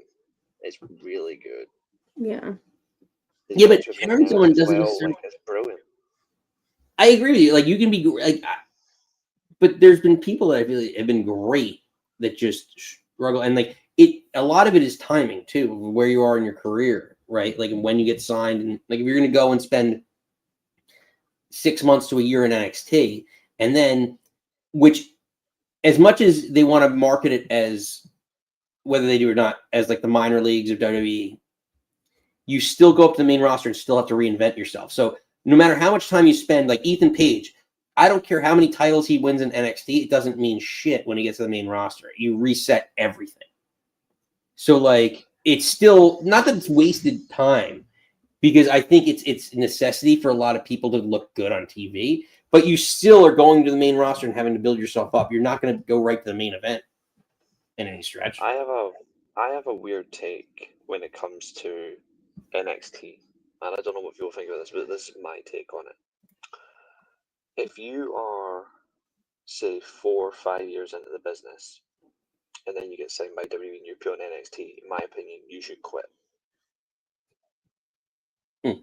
Like, people say, though, that might sound like, oh, it's not taking it serious. But if you've been in the business, say, 4 or 5 years, and they just go, oh, we need you to learn our way, so we're going to be in NXT, I'd be like, no. Like, I've worked hard to learn the business, to then come into your place just to go to your so-called development brand. Well, they keep saying it's not development, but everyone knows it is. Yeah. Right. But like, it's, to me, It's like people who said that they wanted Okada or Jay White to go to WWE. I'm like, no, because they put them in NXT, and they're not NXT talent. They're main roster talent.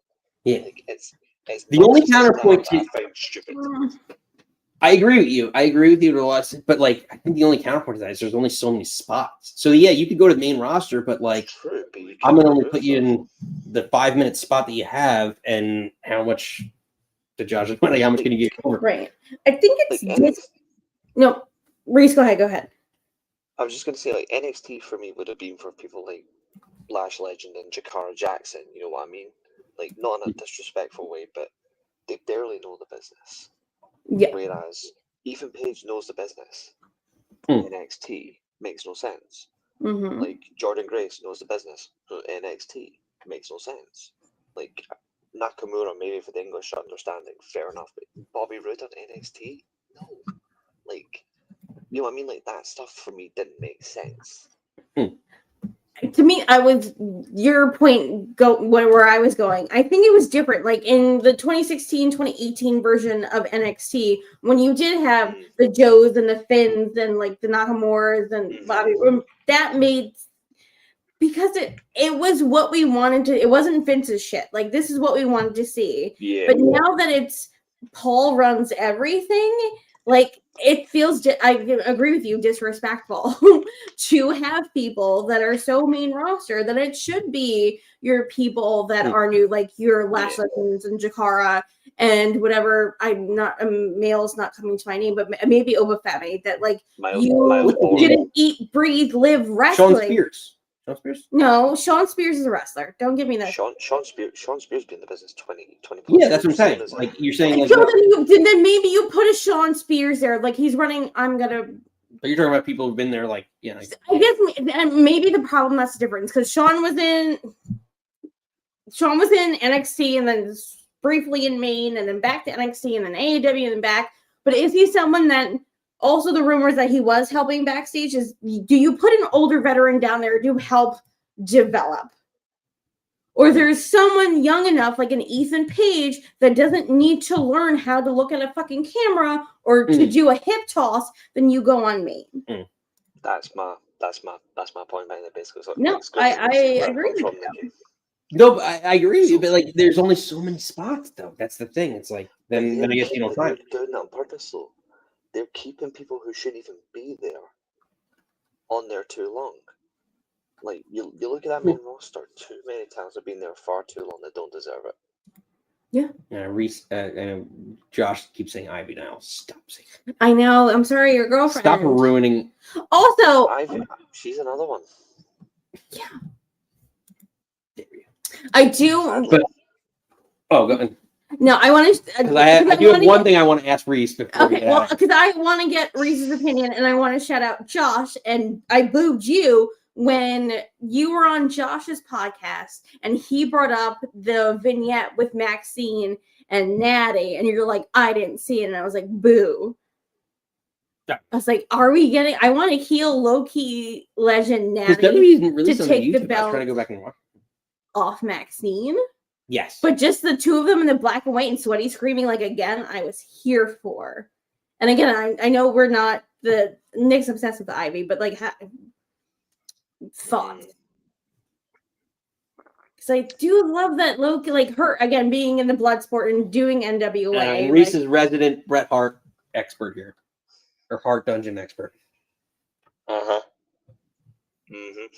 mean, I feel like you hated it. No, I particularly like the natty bit. Okay, good. And not the natty, the cheeky natty over the shoulder, like smiling. I'm like, bitches win that belt. I actually will say this. For a year where, and Catherine, if she's still in the chat, Catherine can testify this. I've shat on WWE all year because they've pissed me off all year. That's the best segment they've done all year. And I say that with truth. Like, I actually think that's the best thing they've done all year, even though Maxine is in it. It's the best thing they've done all year. But what I will say, though, that right there proves why Natalya should have been the first Intercontinental Champion. No, mad at it. She should have been, because she's got everything that some of these talents don't have. It's why I said on my show and the show 2 weeks ago, they're afraid to push young talent because they don't see them as bigger draws than the veterans or the current established lot. Natalia proved that in 2 minutes. Yeah. Checkmate. No, it's a fair point, but I think a lot of it is TKO is also, keep in mind, they're a UFC based company. They're a fight sport, combat sport oriented company that's based off of you go out, and boxing and MMA is, you've had like 30 fights as an amateur before you're even a name, and then they'll promote you.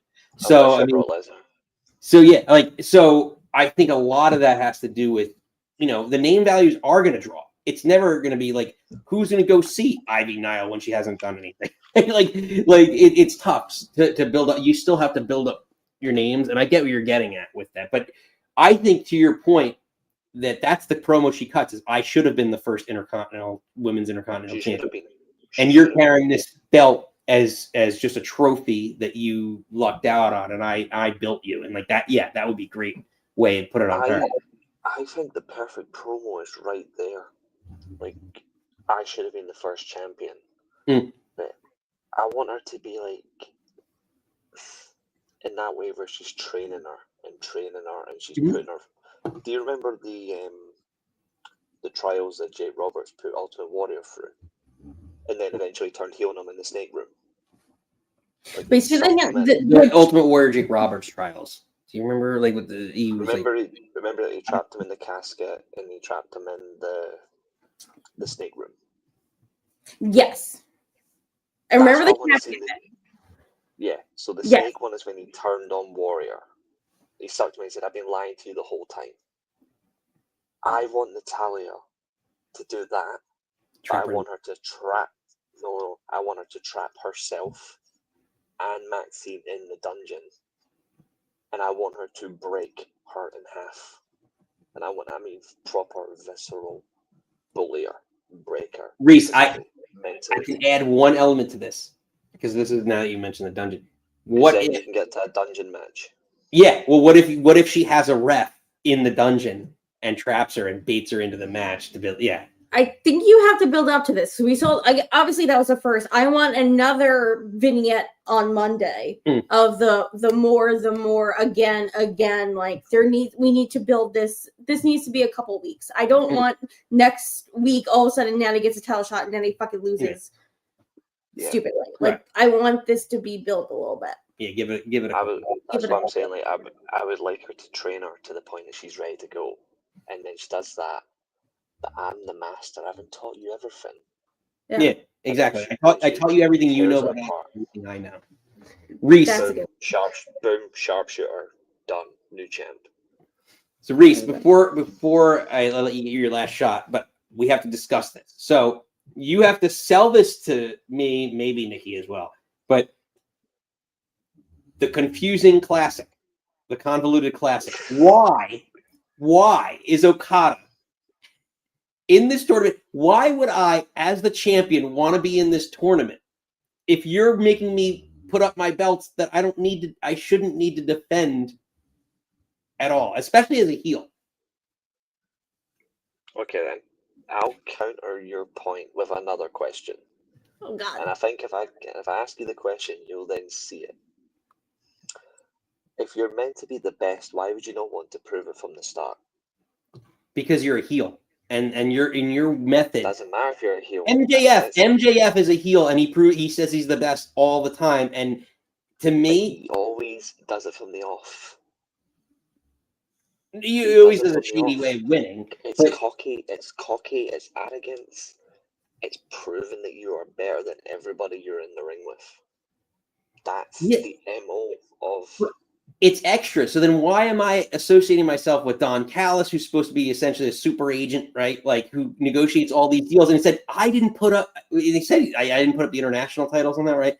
So, like, then why is my current title up? It should be the winner of this whole tournament gets a shot at me, Okada, because I'm the champion, and congratulations, you went through this whole bracket to face me. Yeah, I mean, there's some parts of it you could say, could it be better? Yes. But here's the thing. Okada wins the tournament, Okada proves he's still the best tournament wrestler ever. Whereas if Okada loses the tournament, you beat the best tournament winner ever, and you also take his title. It's a win-win for either or. So there's so much. It's like the G1 tournament. The champion can still compete. The champion can win it to stop anyone challenging, unless a new challenger is formed that's over time on the road to Wrestle Kingdom.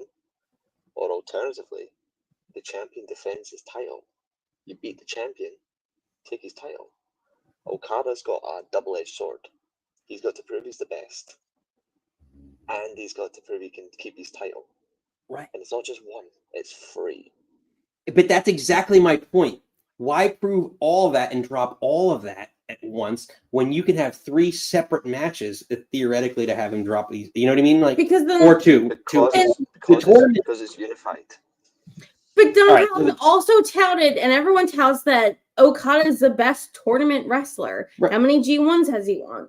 Right. So you could put him in any tournament, get him to the finals, and whoever wins then has a win over him no matter what the prize is. That tournament wrestler's pride and joy is doing everything from the start. Yeah. So exactly my point, though. If you're a great tournament wrestler, the prize is beating that tournament wrestler. It doesn't matter what the prize is, because I've beaten this person who's the greatest tournament wrestler. Well, John Cena, right? The GOAT of all time. A victory over John Cena right now. The last time is now. We're using that tournament exactly as the prime example of that. There is nothing other than a match with John Cena, which we presumably assume that the person's going to beat John Cena. There's another thing as well. There is another thing as well that's perhaps missing. I should have said though. Cena gets one match. Okada's got to do a block phase, then a semi-final, and if he loses that, he's out. His title's vacant for a final if he doesn't qualify. There's so much jeopardy for him instead of just wanting to face him. It's like Eddie Kingston. Eddie Kingston had 3 titles. He had to win the whole thing and keep all 3.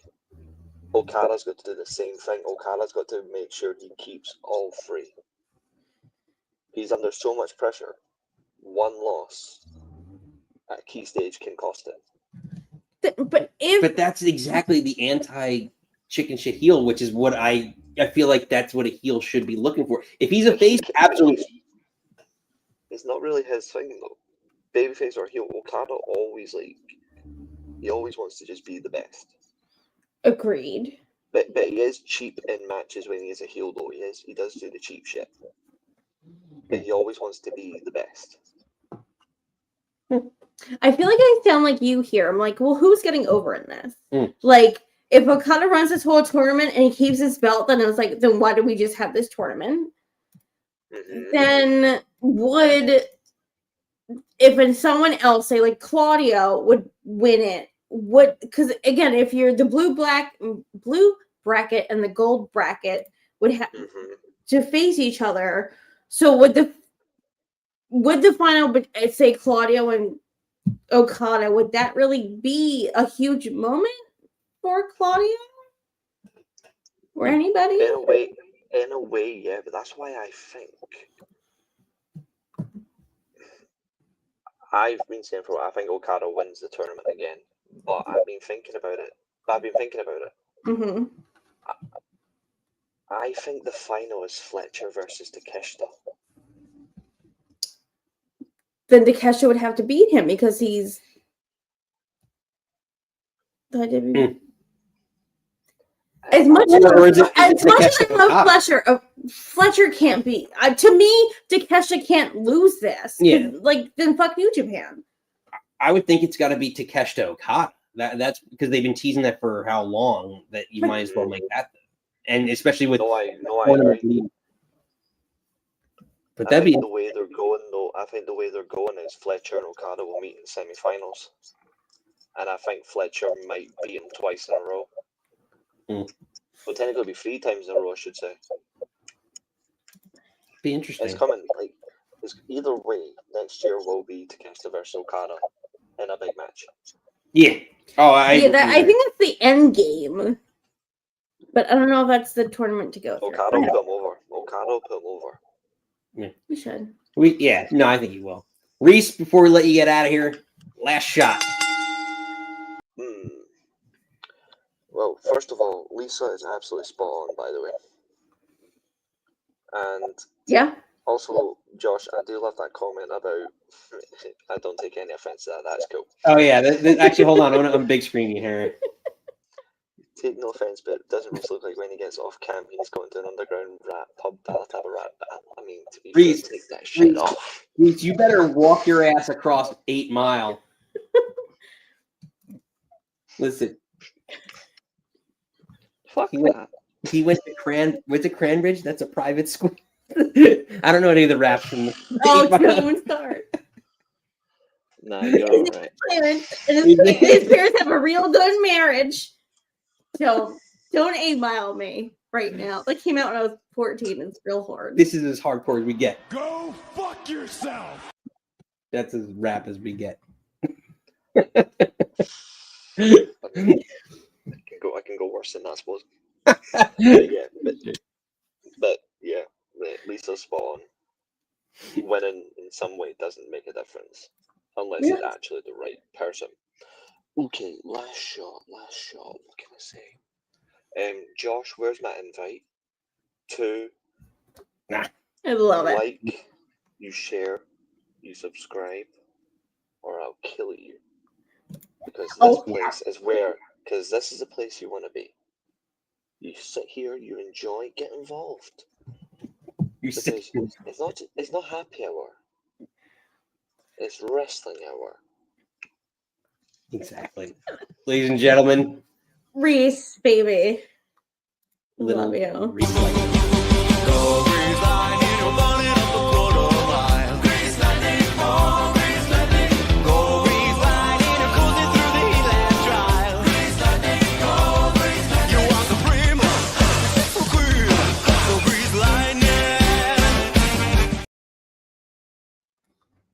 Reese, I love you immensely. We're not condoning murder. Yeah, we don't condone that word. But yeah, you guys need to get together. Reese, pop on Josh's show. Oh my god. We'll do a panel maybe. I don't know if Josh, Reese, and Nick are on the same screen at the same time. The world will explode. I know. Or ovaries will also explode. Mm-hmm. Talking about exploding ovaries, who's next? Oh gosh. Well, Josh will explode right now. Say his name and he appears. I believe in Steven.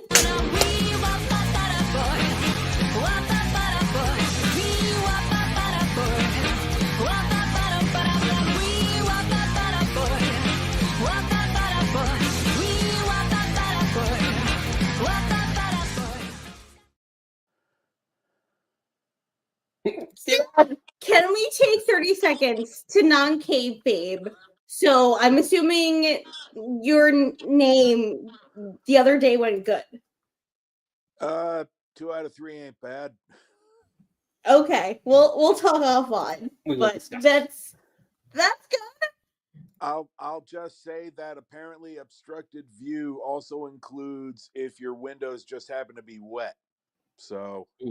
Oh, well, stop making things wet, Steven. Oh gosh. Can't get to that. So did you just put these lights up, or have they been up all year and you just turned them on? It's funny. Thank you for mentioning that, Steven, because I told Nikki, look at the lights that I hung up for you. And it's glorious. You know they're not real lights because one of them's not out randomly. That's fair. That is fair. True, Steven, true. So, quick non-wrestling related story, since it's a topic that comes up every so often, particularly when Josh is on the show, about my voice. So, funny thing that happened today is I'm at the supermarket after I'm done with work, but before the show comes on, and I'm checking out, and the lady behind me, hears me talking to the cashier, and tells me that my voice sounds familiar.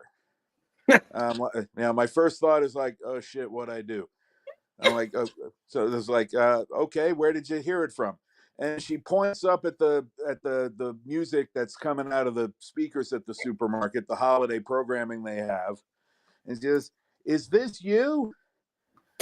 They were playing the Grinch song, that cover by the Whirling Dervishes, and she thought that was me in the band. What?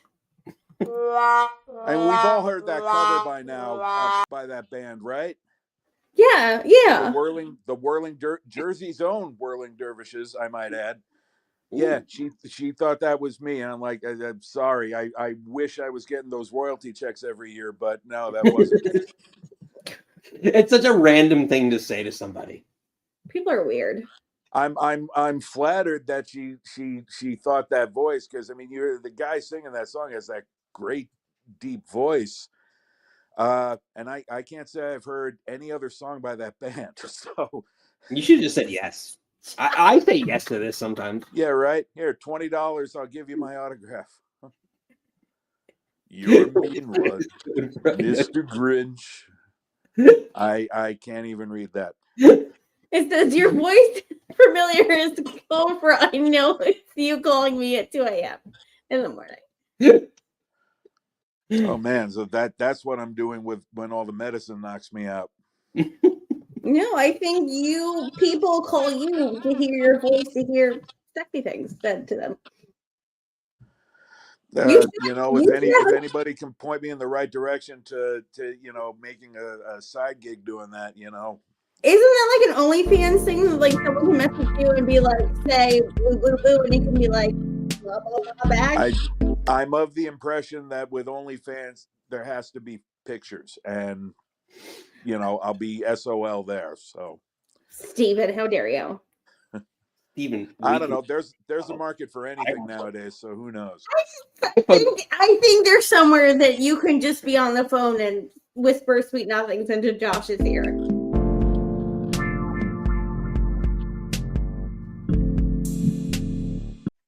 Anyway, I don't know. Let's talk money. But anyway, I'm Steve. I'm getting you fucking paid. I mean, lawyers be. Free. I don't know. I don't know if anybody noticed, but lawyers be expensive, yo. So, Yeah, and you don't work for free, so get that paycheck. I just think there's a place for your voice somewhere. I don't know. Steven has only voices, Nick has only quads, and Nikki has only Kingston. Also true. Well, I didn't need to eat dinner anyway, so.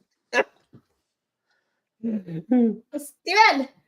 All right, so well, just before we as we were still direct, Josh said if he had this number, he would call him once a week for an uplifting message. Yeah, right. I would make everybody Bo leave. That's a good one. Deep cut, old cut. There you go. All right, let's get down to business. All right, so everybody's been talking about TNA today and their new deal, which I think is great. 60 million American households, or North American households, $10 million a year. I think it averages out to, so 30 million total over 3 years. Okay, that's wonderful. Plus all the advertising they can get on their Sunday night programming, any one of their 90,000 spinoffs of The Walking Dead that they have. I think that's going to be some amazing exposure.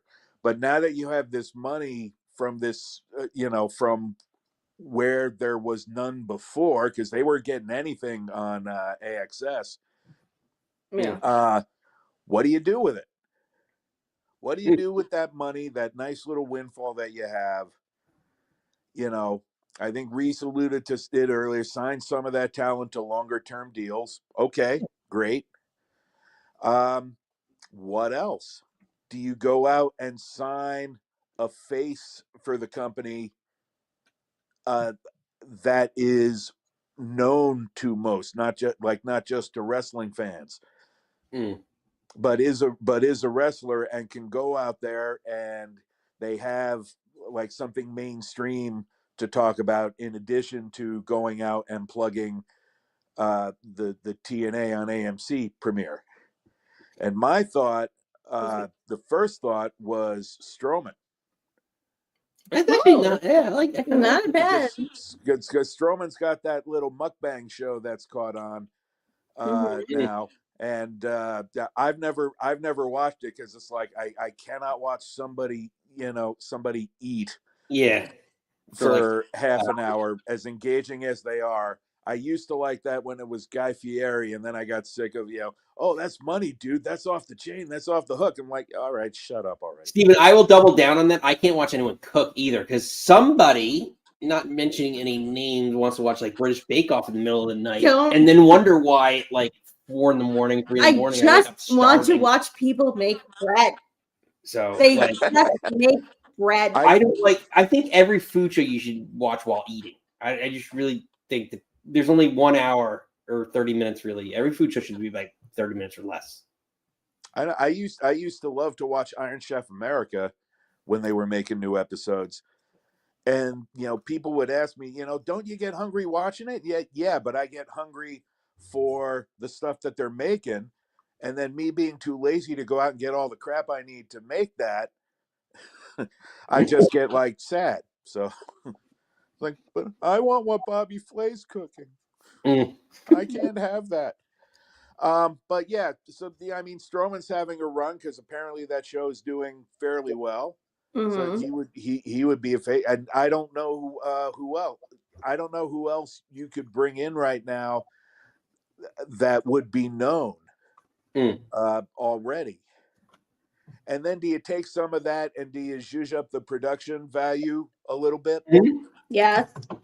And like if you could get something that's pretty close to the production value of AEW's weekly shows, better. But then it's at least known within the business, both the wrestling business and the TV business, that you're getting that production value for like a tenth of the budget. They'll be then you'll be known as a good little profit maker for any network that's going to want to sign you, and that's going to lead to bigger and better things. Yeah. If you could get somebody like a Lee Fitting, and what he's done with the WWE programming, not to mimic the look of either of the other federations, but I mean, it's you're going to have this bigger exposure. It's time to step up the game a little bit. Yeah. And I think that would be great. So there's got to be somebody out there with some sports production experience who's known within the business for what they've done. I have no idea who that would be. I didn't even know who Lee Fitting was till WWE hired him. Yeah. But there has to be somebody. And finally, take some more of that money and hire an experienced head booker and an experienced head writer. Like if you can get, I know Scott D'Amore is busy with his own promotion, but if you could somehow lure him back, the ultimate my real wish list is if you could get, like I don't think this had ever happened, but if you could get Gewurz, and his services for a year, and while he's leading the writing team, have him mold these young writers into his image or learn from him, not necessarily to be exact copies of Gewurz, but just so they can learn the ins and outs of writing for such a show for him. And then after a year is gone, he can just push them off on the boat on their own. I think that could potentially be really invaluable. No, I agree. And I was gonna say, isn't Dreamer? And I was looking at recent, like, isn't Dreamer like the writer there? Like, they need something. I don't know. You mean the head booker? I don't know that he's the head booker. Reese could probably answer that better than I can. I just because things that Dreamer. Yeah, I guess they Dreamer's need probably- a strong. I think Dreamer is head. Like honestly, when you were like, I was thinking Jimmy Jacobs. He said Jeff Jarrett. But he's so entrenched, But like, I think Jimmy would be good. I know he was with AEW for a tickle pickle, and like, I know he got burnt out. Right. But if you're doing a lot of tapes, like you do live tape, then maybe it's a little less off there. But I don't know. I think I agree with Reese. I think Dreamer's gotta do a fresh thing. Yeah, you've got to, with all these new potential eyes on the product, you don't have to change most things, but you got to make these tweaks here and there. Get to bring in more eyes on the product. You got to have some sort of a reach into the mainstream, not just into WWE programming. And by the way, I think it was brought up earlier in the show about, we hope TNA gets something out of this partnership with WWE. Well, this TV deal is what they were hoping to get. Now they have it. That's a good point. True. Fair point, Steve. So best of luck to them.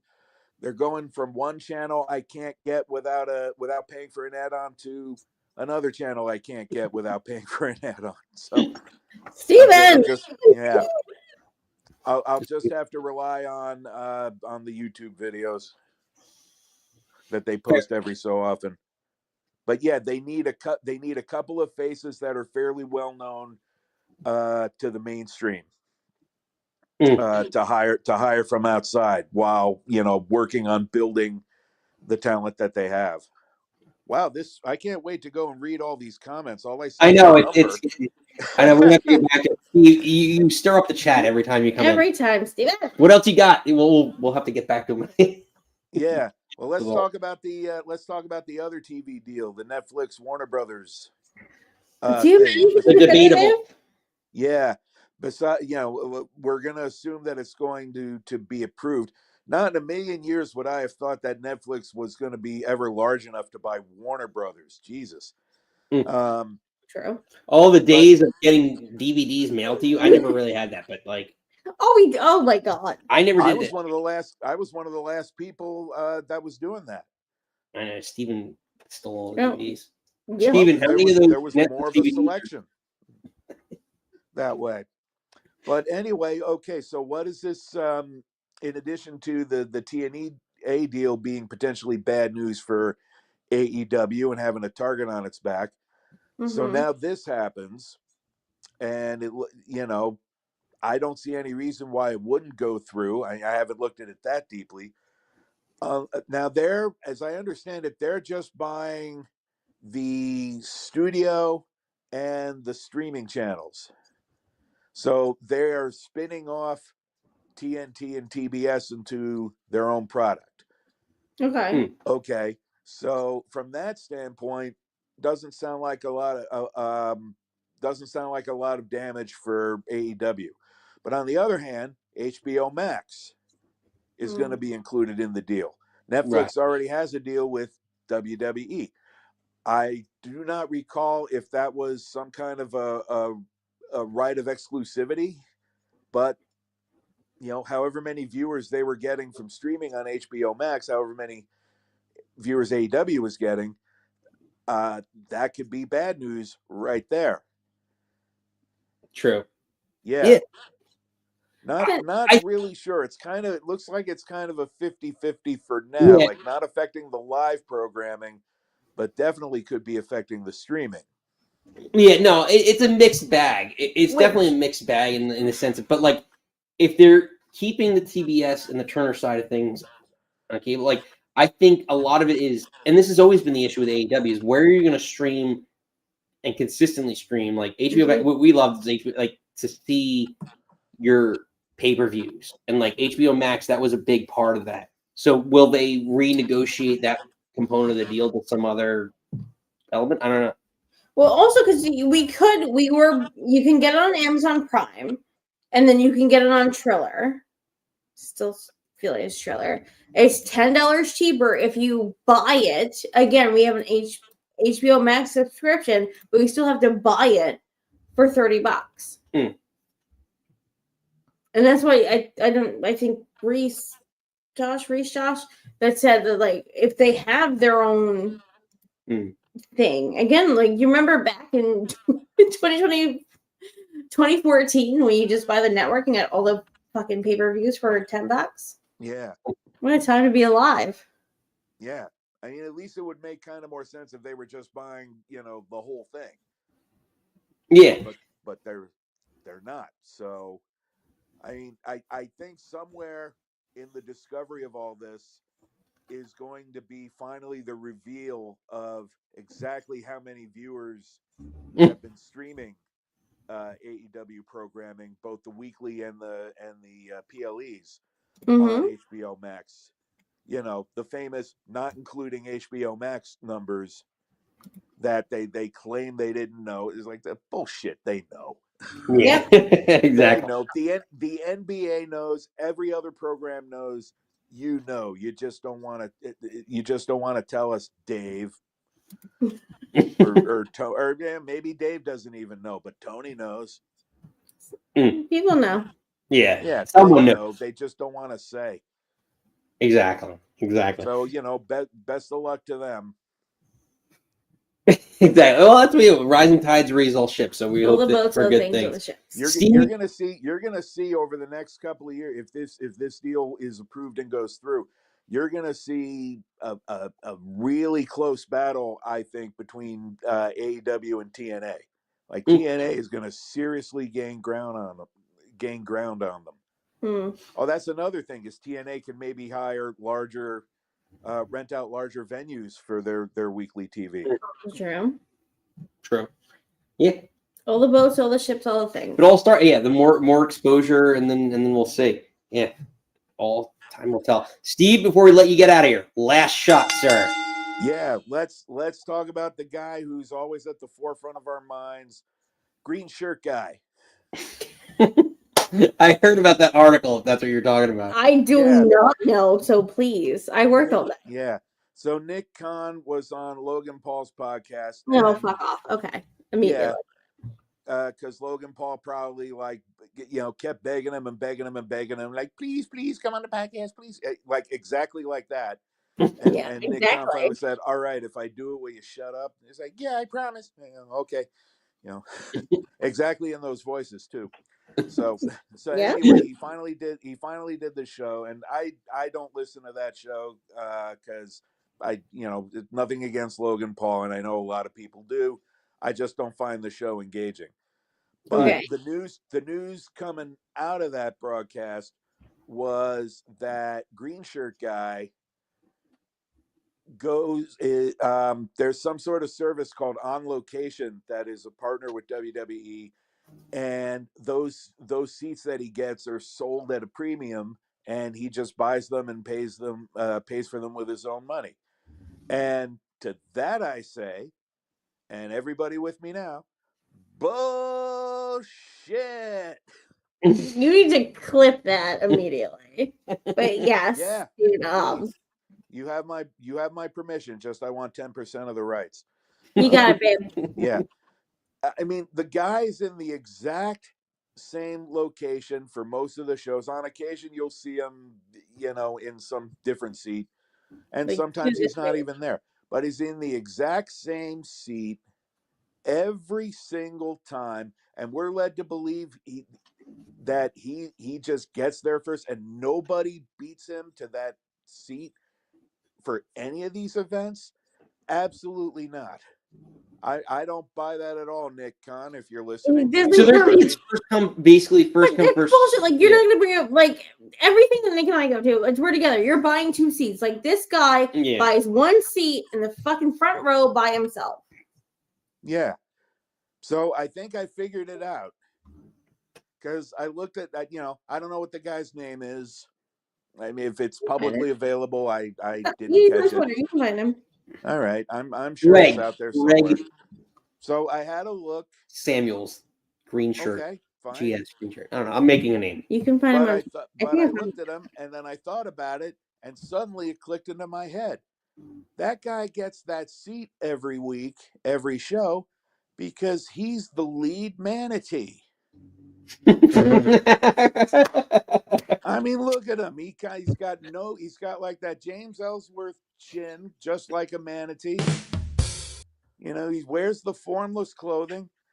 You know, I mean, it makes perfect sense. He's out there supervising the product that his team of manatees wrote. If I wasn't so sure that the sizing of my laptop will get screwed up, I would pull up a picture of this guy. But we're not good. But yeah, he's just supervising the product that he and his team of manatees put together by pushing the balls out of the tank and randomly put together, you know. So we shouldn't blame. There's your person to blame if you don't like something from creative.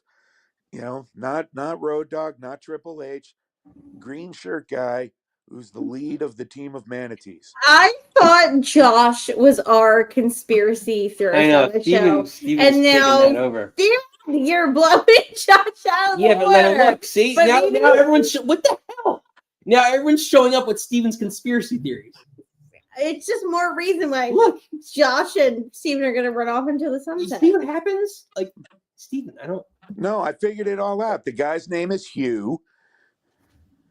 So he's, you know, Hugh the manatee. Oh, no. What is happening? See, Steven, this is what happens. Steven just throws it all off. We let him in for we call him Do chaos. I blame Josh's influence on Steven? What is happening? Who's Give me a influence? break. I worked all week on that bit. Fair enough. Steven, pleasure. The manatees are never wrong, folks. Steven.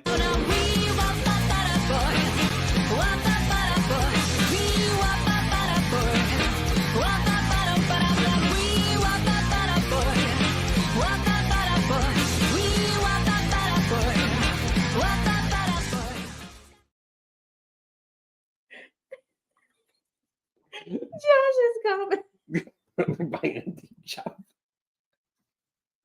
Mazel tov. I'm so happy for you all. Can we rent it one weekend? This is I love our community so much. We bust each other's balls. We laugh so fucking hard. This is why we do this. It's been a weird fucking year. It's been a weird year, but a fun year. We've made the most of this year. That's been making the most of it. Has been the theme of our year. Yeah. So again, Nick and I have started this. 2023 was a fucked up year, and we said in 2024 we're gonna do things to make ourselves happy, to be productive. So we tried this little weird podcast that could be. It was like, we fucking love wrestling. Let's talk about it with our friends. And then we made new friends like Josh and Reese and everybody and Kat, and it's been all crazy pants. And I know we have to wrap it. Everyone from around the world. Because we all went around upstairs and watched SmackDown, but like you guys, you all in the chat, all of you, all of you in our house. It's always the two of you, all of you. Thank you. Just thank you listening to our bullshit. Like Nick and I could do. Well, no, I got one. I know what you want to say.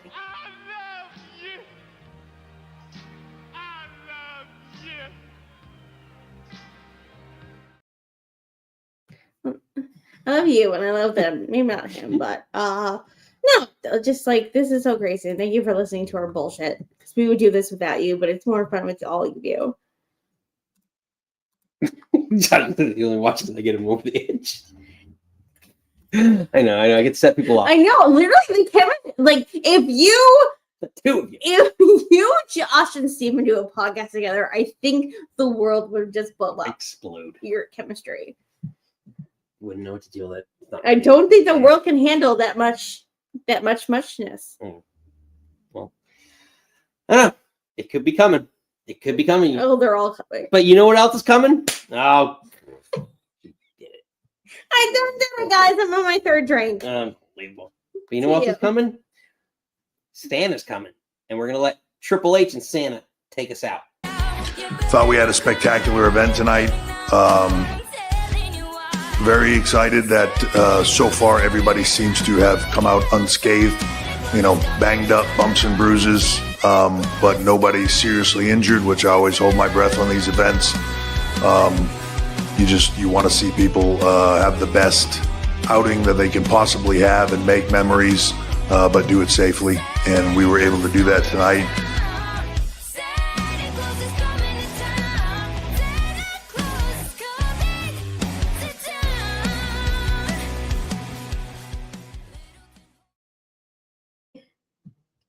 Yes, Nikki. Mm-hmm. Back next Friday, 6 Eastern. Actually, have to preview Saturday night's main event, right? Is next. Yeah. Yeah. So that'll be a fun one. So get ready with your prediction. Steven, you know Santa. You know him. You know that guy. But yes, it's the month I get to throw out all of my holiday. There's so much beats. Christmas. Have you seen our house? Nick throws up Christmas. Hashtag festive as fuck. That's what we're using. Yeah. So get ready. We are back next Friday, 6 Eastern. Hope you all join us then. Until then, you do not have to go home. But you can stay here. Goodbye.